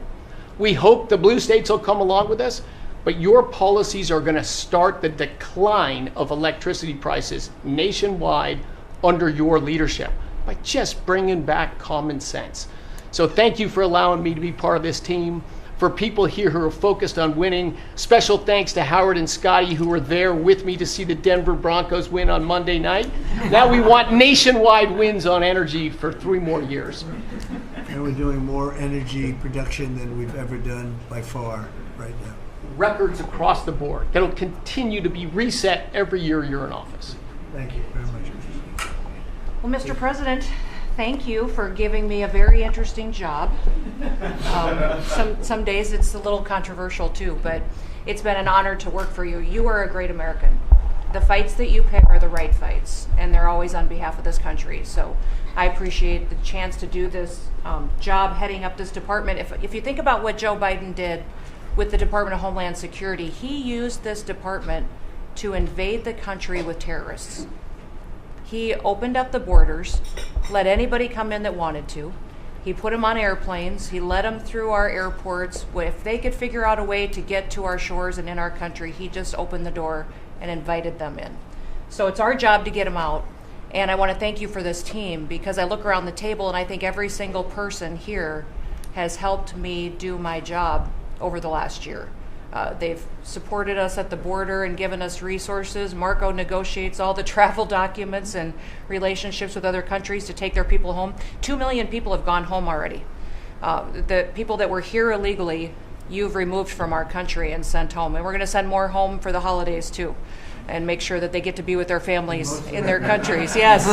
Mostly the bad ones. That's right. Pam. Focus is the bad ones. That's right. And there are a lot of them. Terrible, horrible people. And Pam, make sure she's fighting for us in court so that we can get up every day and be bold. We're going to hire our 10,000th ICE officer. Will be on the job within 10 days. So we have hired 10,000. We've had hundreds of thousands of applications. We've got within the department, TSA went through this government shutdown without any delays. They all showed up for their shifts and worked hard doing security, and they have been absolutely fantastic. Sir, you made it through hurricane season without a hurricane. Yeah. And so FEMA, you kept the hurricanes away. So we appreciate that. And FEMA is deploying resources and dollars 150% faster than ever before. So somebody does have something bad that happens to them, you are immediately there helping them and telling them they have the resources to get back up on their feet. So we have built and deployed hundreds of miles of border already. You have cut the fentanyl flow over the southern border by over 56%. You've saved hundreds of millions of lives with the cocaine you've blown up in the Caribbean. And, you told me to look into Minnesota and their fraud on visas and their programs. 50% of them are fraudulent, which means that wacko Governor Walz either is an idiot or he did it on purpose. And I think he's both, sir. He brought people in there illegally that never should have been in this country, said they were somebody that they're not. They said they were married to somebody who was their brother or somebody else. Fraudulent visa applications, signed up for government programs, took hundreds of billions of dollars from the taxpayers, and we're going to remove them and we're going to get our money back. And we're going to, this next year, make sure that we only put people in leadership positions in this country that love this country and have its back. So thank you for letting us get up every day and have a purpose. We appreciate you. Thanks, Chris. Appreciate it. Mr. President, you're exactly right. We are saving this country. We're doing it one Main Street at a time, and we're doing it at record speed and at record levels. Under your leadership, small business optimism, according to the U.S. Chamber Index for small businesses, has reached an all-time high in the history of that index. So on Main Street, the economy is coming back thanks to your leadership, thanks to getting Biden inflation under control. Small businesses' number one concern right now is finding skilled labor, and that's why Secretary Chavez DeRemer and I have entered into an MOU to speed that workforce to small businesses that under this administration are now at record levels. 36 million small businesses have now taken on board, for the first time in the SBA's history, $100 billion. That's $45 billion in small business lending at 85,000 small businesses, most of that under your term, and $52 billion out to small business investment companies. So we are running this agency like the best run bank in the country. We are growing small businesses across Main Street, and we're deregulating to the tune of $100 billion, working with all my fellow cabinet members. And thank you for putting together the best cabinet in history. Iron sharpens iron, and thank you for bringing such a strong leadership group together. And then finally, I've walked factory floors from Alaska to Maine, and the workers, the small businesses, most manufacturers in this country are small businesses, 600,000 of them. They are so grateful to your fair trade, low inflation, deregulation agenda that is creating national security and economic security in this country like never before. And so I want to also finally thank you for bringing faith back to the White House, to this administration. I want to thank Brooke for hosting the Cabinet Bible Study and invite everyone tomorrow to Bible study and making this country something that we can be so proud of under your leadership. And I'm so blessed and honored to be part of this team. So thank you, Mr. President. Thank you very much. Thank you, Mr. President, for your leadership. I am truly grateful to be a member of your team here at this table to help support you in delivering on the promises that you made to the American people. You came in with a very clear mandate of taking on the rampant weaponization, politicization of the intelligence community and federal law enforcement, experiencing yourself, the deep state abusing their power as they have against you, your family, and so many of the American people. Bring out accountability truly for those who have abused their power, making sure that the intelligence community is supporting your efforts in keeping the American people safe, secure, and free, and being the president of peace. I'm grateful to be in this position as your Director of National Intelligence to support you in these efforts, and I'll cover very briefly what we've done over the last year under your leadership and what we look forward to continuing to focus on next year. First of all, under your leadership, again, we've taken on a historic effort for transparency, declassification, and exposing these abuses of power by these deep state actors. We've declassified over 500,000 documents, many of which had never been seen before by the American people, put them online to bring about this level of transparency. We formed a weaponization working group, again, to be able to go after a lot of these abuses of power that have never seen the light of day, to support the accountability that under Pam Bondi's leadership in the Department of Justice is coming about. Secondly, bringing about reforms to the intelligence community to make sure that we have the most effective and efficient and focused workforce that's really working on bringing about the priorities you have laid out in ensuring our country's security. And lastly, Mr. President, working with many of our partners here around the table, is going after these domestic threats. We have threats coming from both Islamist ideology as well as Islamist terrorists, foreign terrorist organizations, and those who seek to do harm to the American people, many of whom were let in across our borders under the previous administration. We are focused on these tasks and this imperative for the American people, and just appreciate your leadership, Mr. President, in empowering us to be able to conduct this service. Merry Christmas. Thank you very much. Thank you. Merry Christmas. Merry Christmas. Say it loud and clear. Lee? Mr. President, your team at the Trump EPA has been crushing it all year to fix the big mess that we inherited and deliver amazing results for the American people.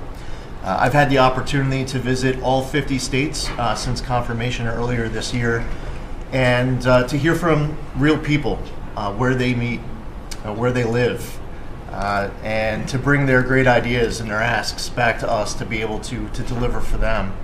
At the Trump EPA, we have proven that you can both protect the environment and grow the economy. On the environmental front, since you were sworn in earlier this year, we have averaged a big environmental accomplishment every single day. On the 100th day, the 200th day, the 300th day of your presidency, each time we released a list of our top 100 environmental accomplishments.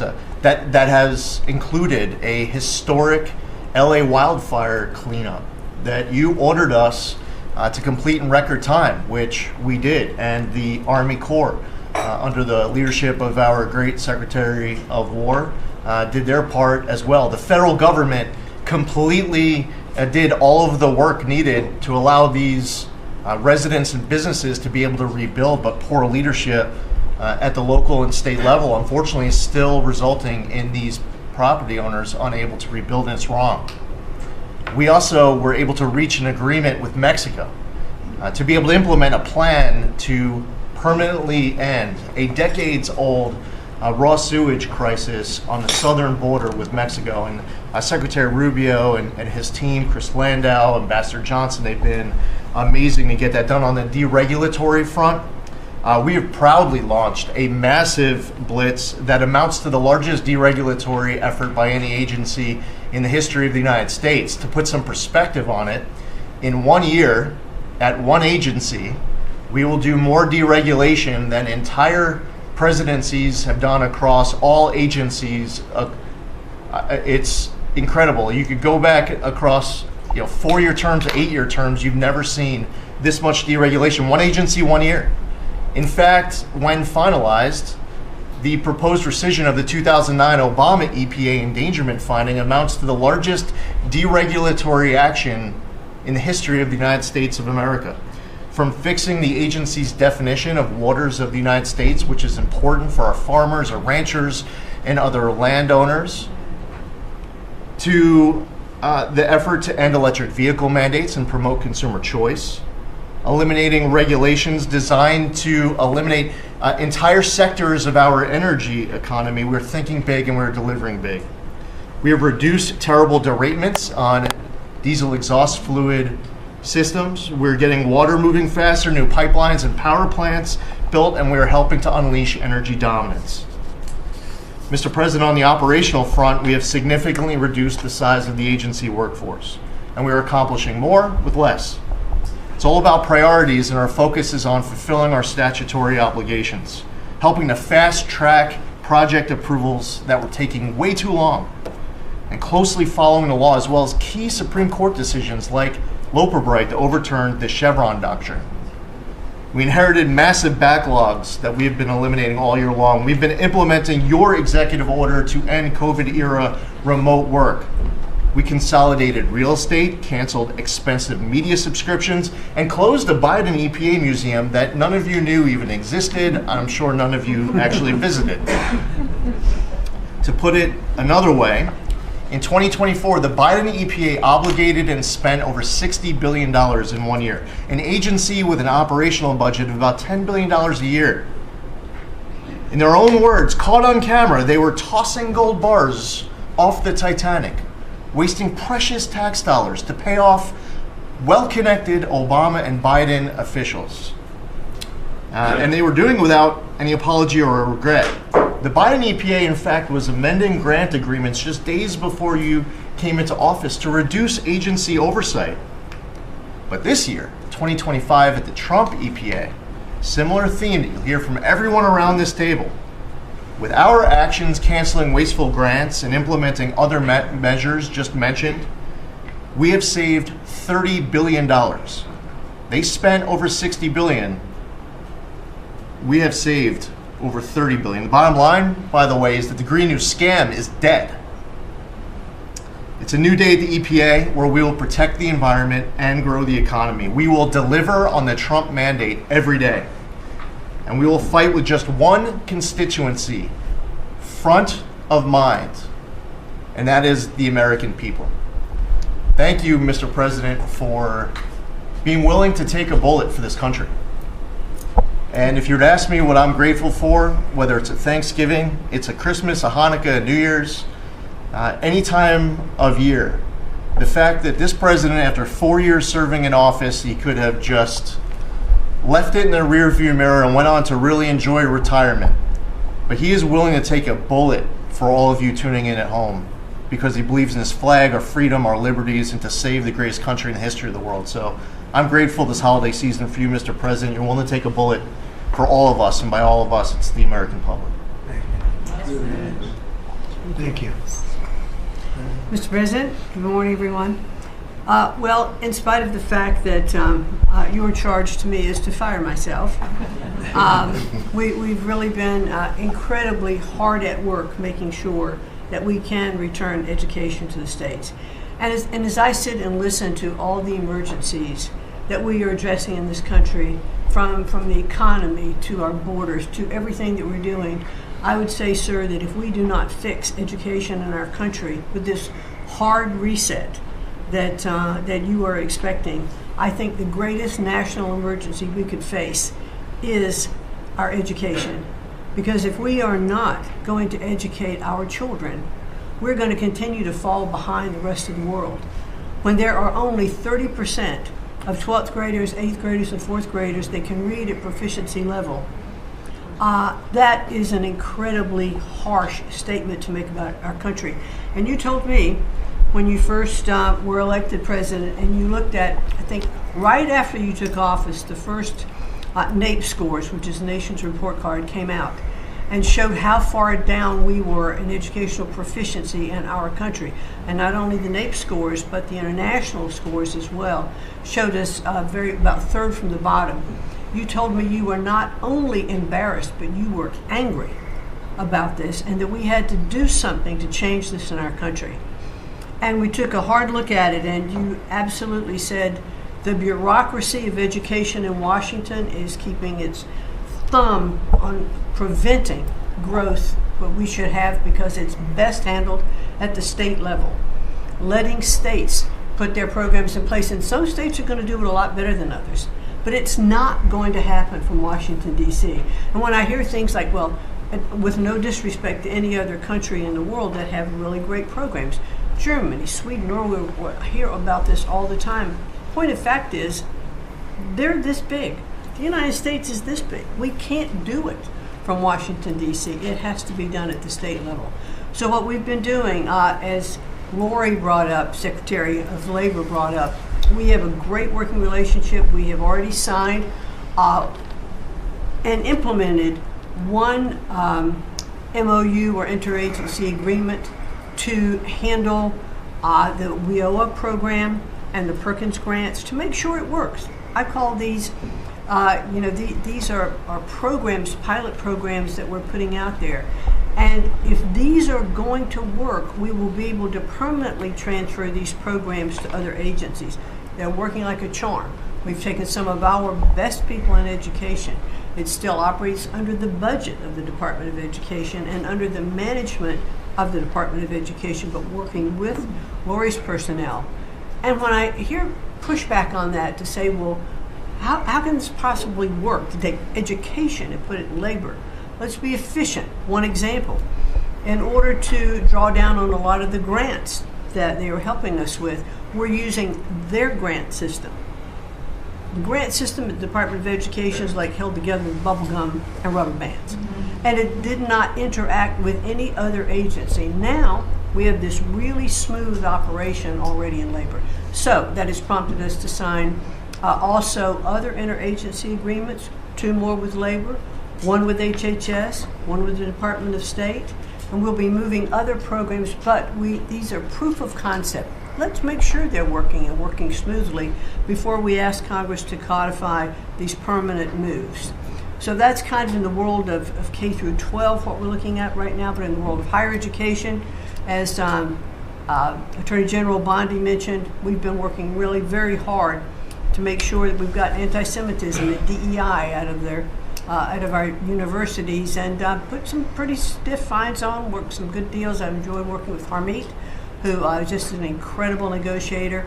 So we're bringing all of that to bear as well. So I can say, sir, that we are moving to return education to the states and to bring the level of education back up, making sure our students can read by reintroducing the science of reading in schools. And going into next year, I can honestly say we've got a lean, mean machine operating at the Department of Education. It was only half the workforce when we started, and we're more efficient, and I think we're going to see better results as we move into next year. So thank you for this incredible opportunity. Thank you very much. Thank you, Mr. President, during this holiday season for empowering us at HHS, me, Dr. McCary, Jay Bhattacharya, and Dr. Oz, to change the trajectory of this agency towards public health in a way from the tradition of serving the mercantile interests of the medical industrial complex and the big pharmaceutical companies. 2 weeks ago, we ended, under your leadership, a 20-year war on women by removing the black box warnings from hormone replacement therapy. The medical cartel was telling women that hormone replacement therapy during menopause was dangerous for them. In fact, here's what the science said. It diminishes the risk of fatal heart attacks by 25%, cardiac disease by 50%, Alzheimer's by 35%, bone fractures by 50 to 60%. It improves appetite, it improves sleep, it improves energy, it improves happiness. There are tens of millions of women in this country who have been deprived of that therapy because of just scientific malpractice by the medical cartel. We are now remedying that, and this remedy will now be available to all women who want it during one of the most difficult transitions of their lives. MFN is one of our greatest accomplishments. It would not have happened without you. You were the only person who believed in it. You drove us to get it done. We've now made agreements with the 5 biggest pharmaceutical companies. We have 12 more in the lineup to make agreements. By the time this administration leaves office, 95% of the drugs in this country we will have the lowest prices of any nation in the developed world. Americans are already getting the benefits from these. These companies are already lowering these prices dramatically, as you've noticed. And then this week, Howard at Department of Commerce and Jameson at the U.S. Trade Representative made a bargain with Great Britain to raise their drug prices in conformance with your promise that the Europeans would raise theirs to counterbalance us lowering ours, and therefore we would keep intact the ecosystem of innovation and protect innovation. So congratulations on that, Mr. President. When I first when you first asked me to take this job, one of the first contacts we made was with a leading economics professor, health economics professor at Harvard. And we asked him what's the one innovation that we could do that would most dramatically improve the health care experience for the average American. And he said there's no contest, it's to get rid of prior authorization. Thanks to your leadership, we were able to convene the largest insurance companies in this country and do something that every administration, every Congress has promised for the past 30 years. We actually got it done. We convened the insurance companies representing 280 million Americans and got them to agree, most of them by January of 2026, for 2 months from now, to remove prior authorization for most of their procedures, for all the procedures we want them removed from. And that means that American patients at the point of care will be able to get an answer immediately. If your doctor says you need knee surgery, you will know before you leave that doctor's office whether your insurance company will pay for it or not. Similarly, healthcare records, the tech industry has refused to share healthcare records. You asked us to change that. We convened the 60 biggest tech companies at a conference that you presided over about 2 months ago. We now did a secondary conference which 400 leading companies have all come in and agreed to remove any kind of blockages where individual Americans can get their own health care. Americans own their health care records, yet they were not able to access them. And if you lived in New Jersey and you moved to Oregon and you got injured, you went to a hospital, you would have to spend maybe 45 minutes filling out forms on a clipboard because your doctors there could not get your healthcare records. They couldn't get your blood type, your allergies, all the things that they ought to know immediately so they can save your life. Now that has all changed, and all these companies now have agreed to remove all the blocks on sharing healthcare records. Every American will have their healthcare records available on their cell phones, and it's already happening. In the last 6 months, there have been over 100 times the number of healthcare records shared by hospitals and during the entire previous administration. On deregulation, HHS proudly is now leading the pack, and thank you for your help on that, Russ. But today we announced the revocation of the nursing home rule, which was overburdening rural areas across this country, Indian reservations, with regulations that were going to destroy the nursing home industry in those communities. And that is going to be a $25 billion savings. Those are some of the things that we're doing because of your leadership. President Trump, thank you so much, and Merry Christmas to you. Thank you, Bob, very much. Great job. Well, Mr. President, you've assembled an incredibly talented group here. If you took a look at this group compared to any Fortune 500 leadership team, any group of startup folks, I mean, this is an amazing group and the breadth of what's being accomplished. And the timing couldn't be better because with your leadership and vision, you've set us up for this age of abundance as we head into next year, the 250th anniversary of this country. And what are we heading into that year? As we've talked around the table, you've heard about massively lower taxes, massively lower regulation, abundant energy, record capital investment coming in, job growth. I mean, we are set up to really have something to celebrate next year.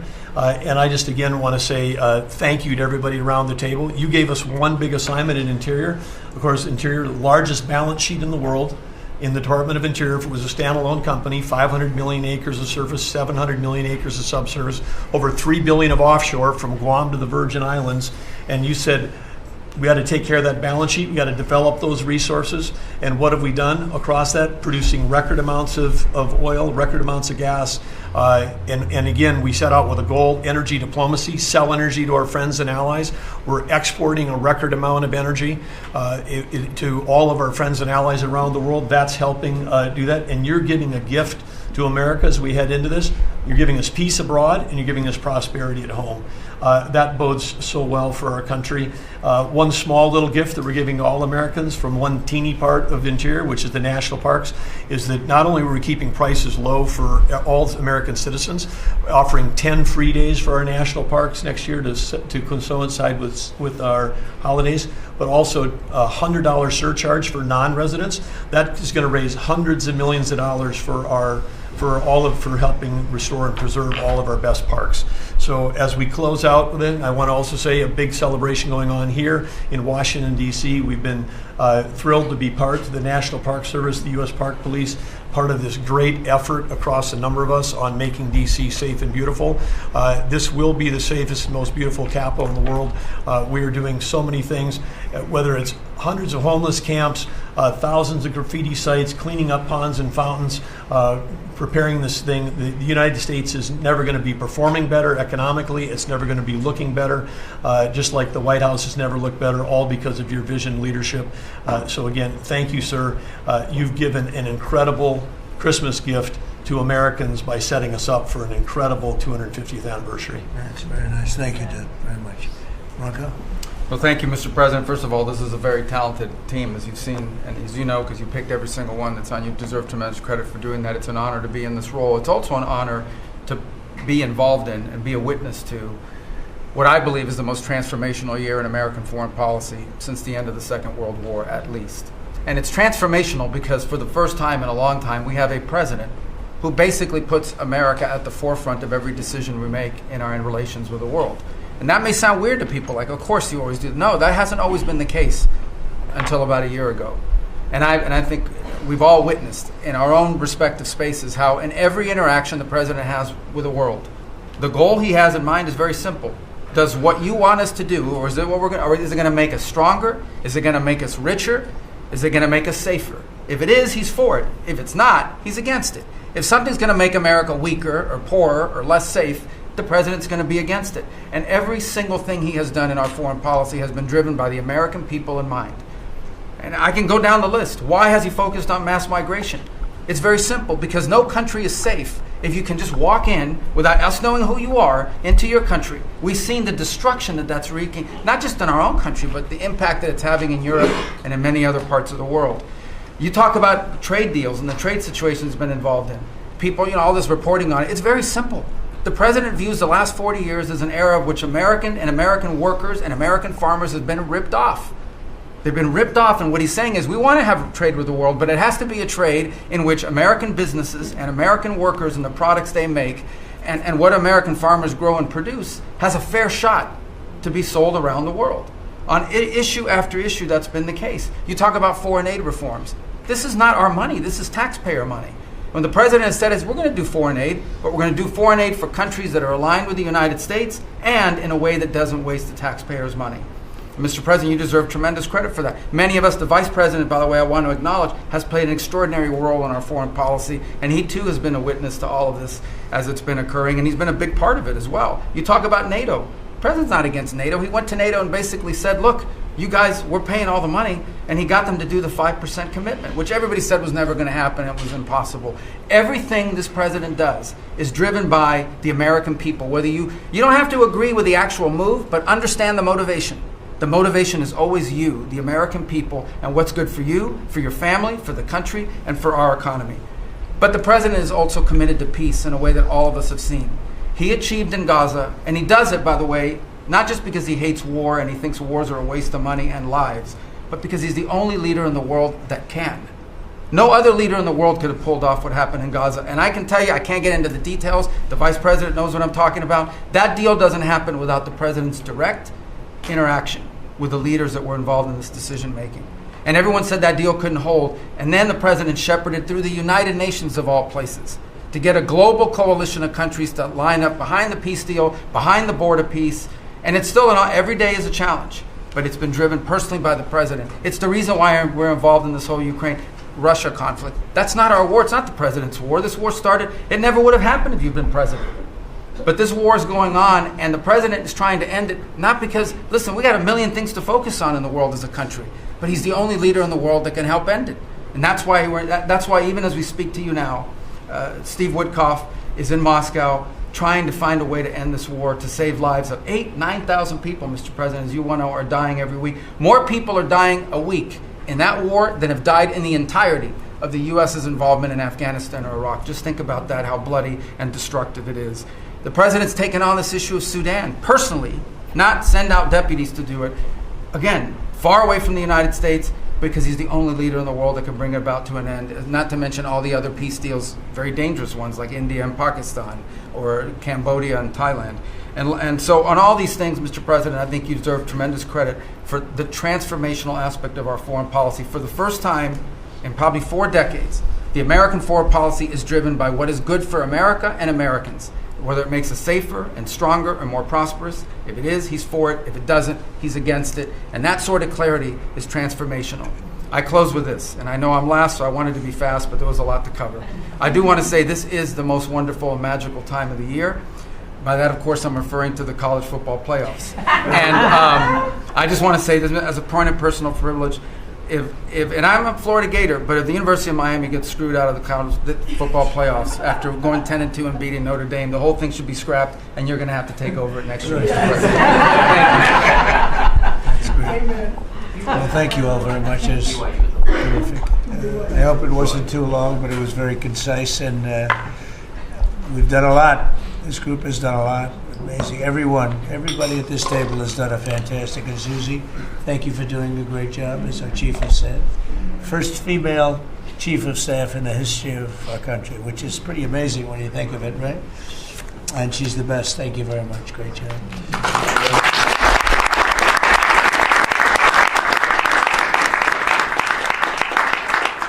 So after that, do you want to ask any questions? Mr. President, there's been a lot of speculation about who the next Fed chairman could possibly be. You said you had somebody in mind. Yeah. How many names were you given on the final list? And does that person currently work on the board of the Fed Reserve? Well, I'd say that we probably looked at 10. Then Scott interviewed some people that I didn't know, but he knew. And a lot of people were involved in the process, actually, and Howard was involved. But I think we probably looked at 10, and we have it down to 1. Can you answer that answer? I want to ask you about Elon Musk, if I could. You talked about Elon Musk. You had him at dinner here in the White House. Is he now back in your circle of friends? Well, I really don't know. I mean, I like Elon a lot. He was he really helped during the election with his endorsement. He felt strongly. Look, we had one problem. You know, I didn't want to have everybody have to have an electric car, and he makes electric cars. And yeah, I think we get along well. You know, on affordability, when you talk about affordability, is going forward, are the American people, do you believe, getting impatient with the reforms that you're making? They talked about it's about. I think they're getting fake news from guys like you. Look, affordability is a hoax that was started by Democrats who caused the problem of pricing, and they didn't end it. Look, they lost in a landslide. We won every swing state. We won the popular vote. We won everything. You take a look at districts, it was 2,750 to 525. Because that was an affordability problem. We brought it down. Look at energy. Look at the gasoline price. That's like the simplest, and it's the biggest. Because if energy comes down, everything comes down. That's the way it works. We are going to be at 250. You said 199 in some places in the country, right? You said it. I didn't say it. And they won't check you. They'll check me. So, you know, I like to use your number. 199 a gallon. Unthinkable if you go back a year and a half ago. It's unthinkable. So now we're bringing the prices down, way down. Beef is coming down now. We've done certain magic and beef is coming down. But we inherited horrible prices. We inherited really the worst inflation in history. We inherited that. When I came in, that's what he had. And we fixed inflation. And we fixed almost everything, if you want to know the truth, including 8 wars. We got 1 to go, but including 8 wars.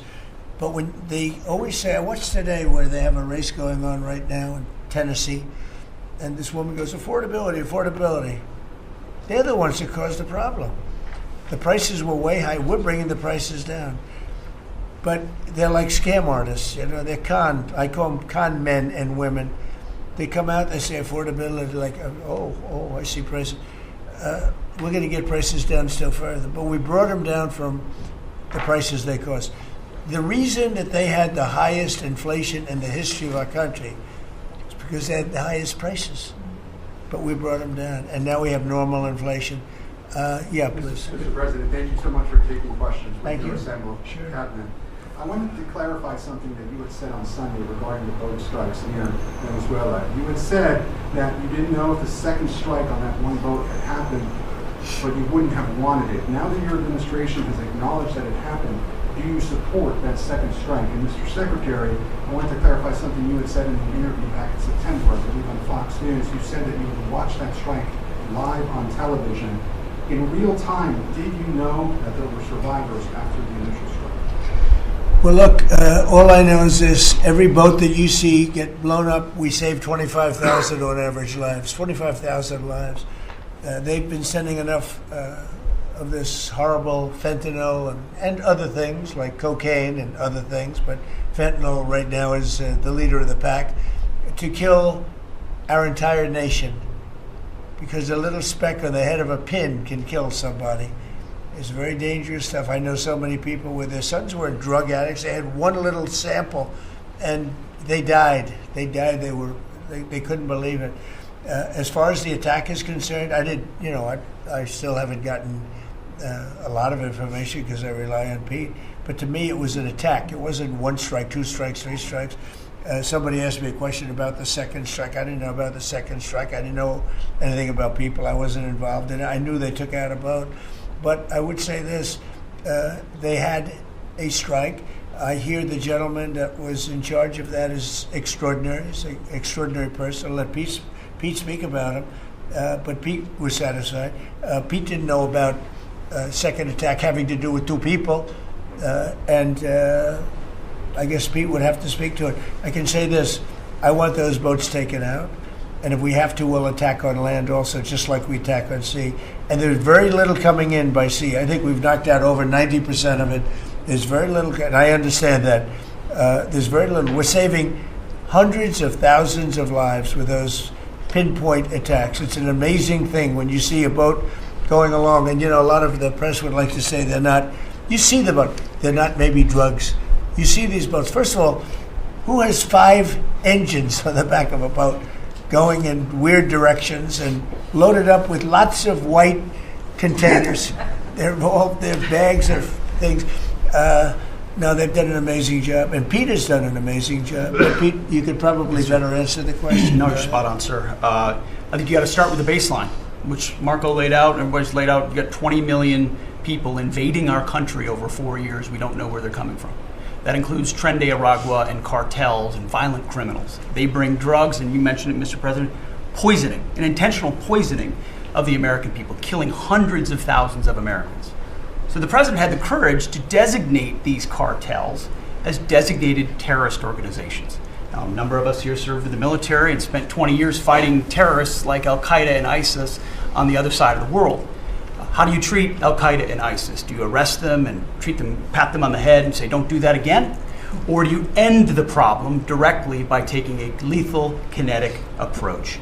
And that's the way President Trump has authorized the War Department to look at these cartels. And I wish everybody could be in the room watching our professionals like Mitch Bradley, Admiral Mitch Bradley, and others at JSOC and SOCOM and other commanders.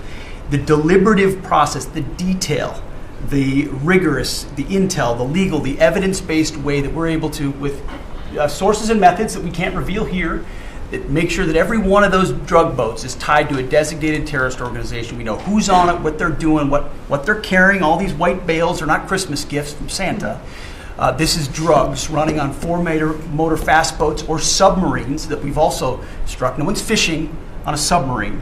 And I have empowered them to make that call. Now, the first couple of strikes, as you would, as any leader would want, you want to own that responsibility. So I said, I'm going to be the one to make the call after getting all the information and make sure it's the right strike. That was September 2nd.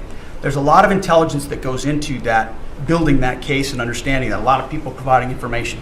I watched that first strike live. As you can imagine, at the Department of War, we got a lot of things to do. So I didn't stick around for the hour and 2 hours, whatever, where all the sensitive site exploitation digitally occurs. So I moved on to my next meeting. A couple of hours later, I learned that that commander had made which he had the complete authority to do, and by the way, Admiral Bradley made the correct decision to ultimately sink the boat and eliminate the threat. He sunk the boat, and eliminated the threat. And it was the right call. We have his back, and the American people are safer because narco-terrorists know you can't bring drugs through the water and eventually on land if necessary to the American people. We will eliminate that threat, and we're proud to do it. So you didn't see any survivors, to be clear, after that first strike? You personally? I did not personally see survivors, but I stand, because the thing was on fire. It was exploded and fire and smoke. You can't see anything. You got digital. This is called the fog of war. This is what you in the press don't understand. You sit in your air-conditioned offices or up on Capitol Hill and you nitpick and you plant fake stories in the Washington Post about kill everybody, phrases on anonymous sources not based in anything, not based in any truth at all. And then you want to throw out really irresponsible terms about American heroes, about the judgment that they made. I wrote a whole book on this topic because of what politicians and the press does to warfighters. President Trump has empowered commanders to do what is necessary, which is dark and difficult things in the dead of night on behalf of the American people. We support them, and we will stop the poisoning of the American people. And Mr. Secretary, on the second strike, you said it happened more than an hour after the first strike? I couldn't tell you the exact amount of time. Minutes, or you had left the room? I already stated my answer quite clearly. So remember this, we lost last year. I think it was more than that, but people don't like saying it because they always said 100,000, 115,000, numbers we've been hearing for years. So we lost last year more than 200,000 people, dead people, ruined families beyond the 200,000. And those 200,000, that family will never be the same. But these people have killed over 200,000 people, actually killed over 200,000 people last year. And those numbers are down. Those numbers are down. They're way down. And they're down because we're doing these strikes, and we're going to start doing those strikes on land too. The land is much easier. It's much easier. And we know the routes they take. We know everything about them. We know where they live. We know where the bad ones live. And we're going to start that very soon too. Mr. President, thank you so much, Mr. President. And you know what? When we start that, we're going to drive those numbers down so low. And then you're going to have families be able to live without the fear of their son or daughter just having a pill to have a little fun and ending up dying within a period of 60 seconds, right?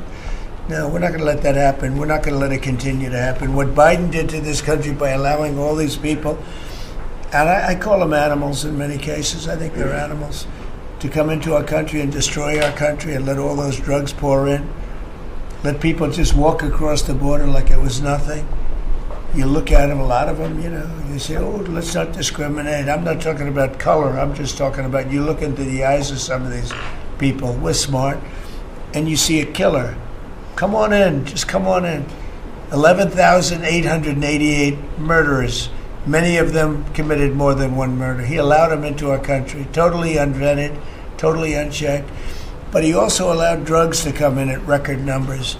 And hundreds of thousands of people a year died.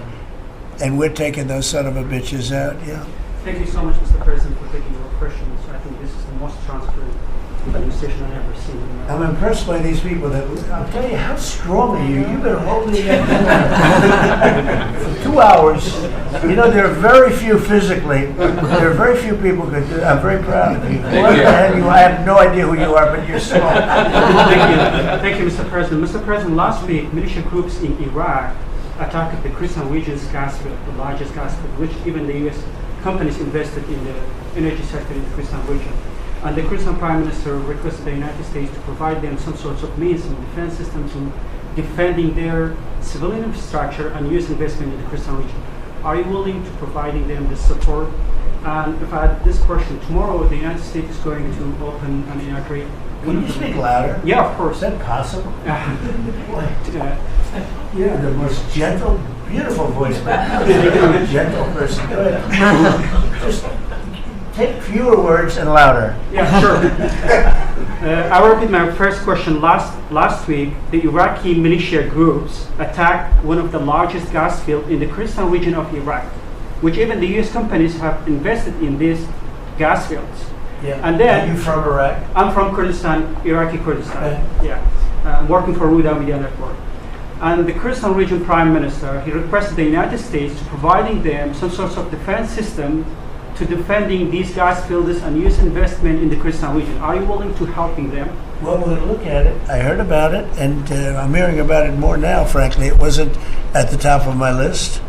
It's a very unusual question, I think, but I assumed you're from the area, and to you it's a very important question, and to me it is also, because people are being killed. I will say this, Iraq has been much different in terms of us than they were prior to us taking out the nuclear capability of Iran. You know, Iran has gone down many, many steps in terms of its fear factor. They were the bully of the Middle East, and they're really not the bully of the Middle East anymore. And Iraq was being bullied by Iran. You know, we had a president that thought it was brilliant to blow them up, and they blew them up, and all of a sudden, instead of having a power that was basically equal to Iran, they had Iran ruling the Middle East for a long period of time.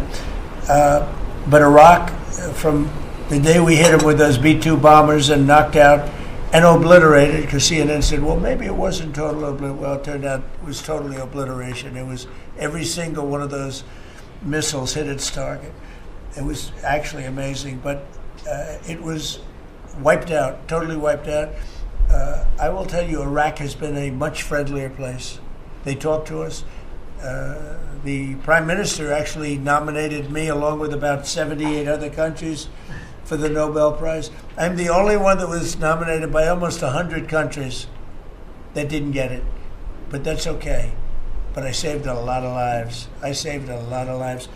But Iraq nominated us for the Nobel Prize, and that was a great honor. You know, we didn't expect that from Iraq.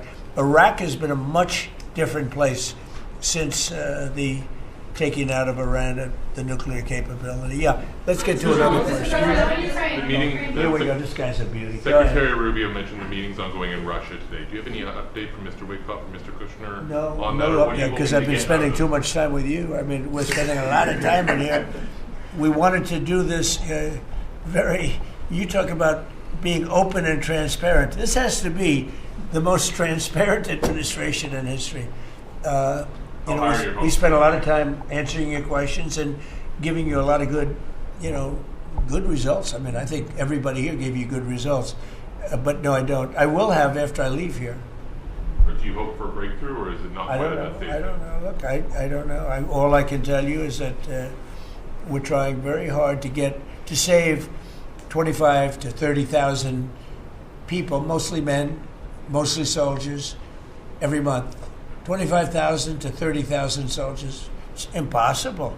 That's half a stadium. Take a big football stadium. Take half of those people in a stadium, and they're wiped out. They're killed every month. It's crazy. That war is crazy. And it would have never happened with me, and it didn't happen for 4 years. You just mentioned potential land strikes. Can you elaborate anything on that? Are you talking Yeah, about I'll elaborate. If they come in through a certain country or any country, or if we think they're building mills for whether it's fentanyl or cocaine. I hear Colombia, the country of Colombia, is making cocaine. They have cocaine manufacturing plants, okay?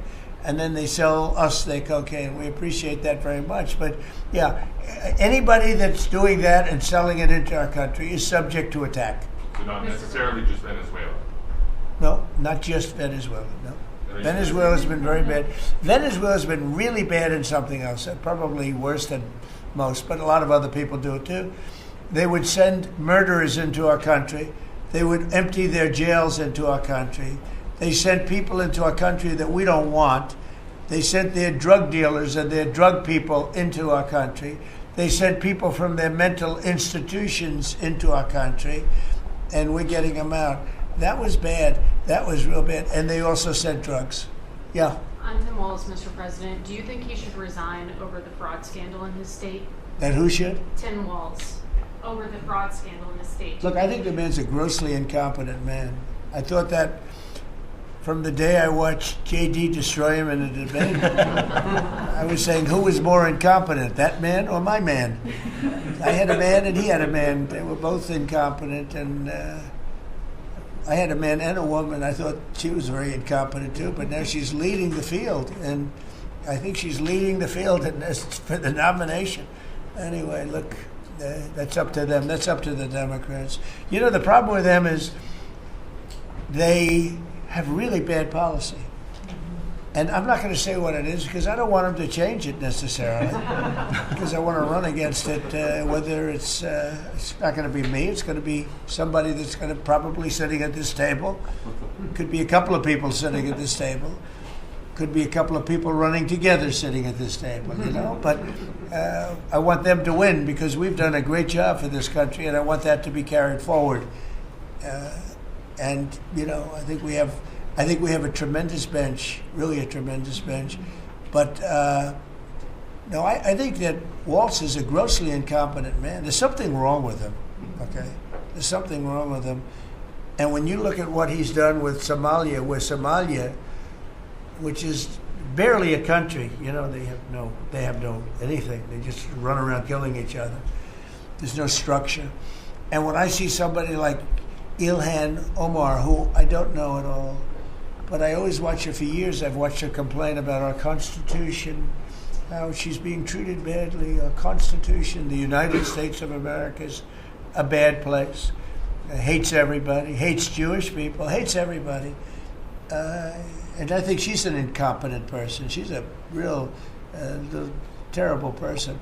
But when I watch what is happening in Minnesota, the land of 1,000 lakes or however many lakes they have, they got a lot of lakes, but this beautiful place, and I see these people ripping it off, and now I'm understanding, and you're going to look at that, Scott, I hear they ripped off Somalians, ripped off that state for billions of dollars, billions, every year, billions of dollars, and they contribute nothing. The welfare is like 88%. They contribute nothing. I don't want them in our country, I'll be honest with you, okay? Somebody would say, oh, that's not politically correct. I don't care. I don't want them in our country. Their country's no good for a reason.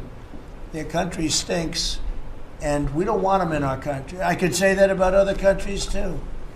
I can say it about other countries, too. We don't want them to hell. We have to rebuild our country. You know, our country's at a tipping point.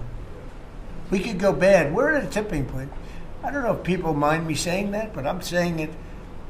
We could go one way or the other, and we're going to go the wrong way if we keep taking in garbage into our country. Ilhan Omar is garbage. She's garbage. Her friends are garbage. These aren't people that work. These aren't people that say, let's go, come on, let's make this place great. These are people that do nothing but complain. They complain. And from where they came from, they got nothing. You know, they came from paradise, and they said, this isn't paradise.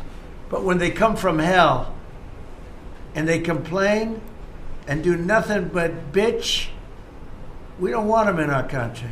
Let them go back to where they came from and fix it. Okay. Thank you very much, everybody.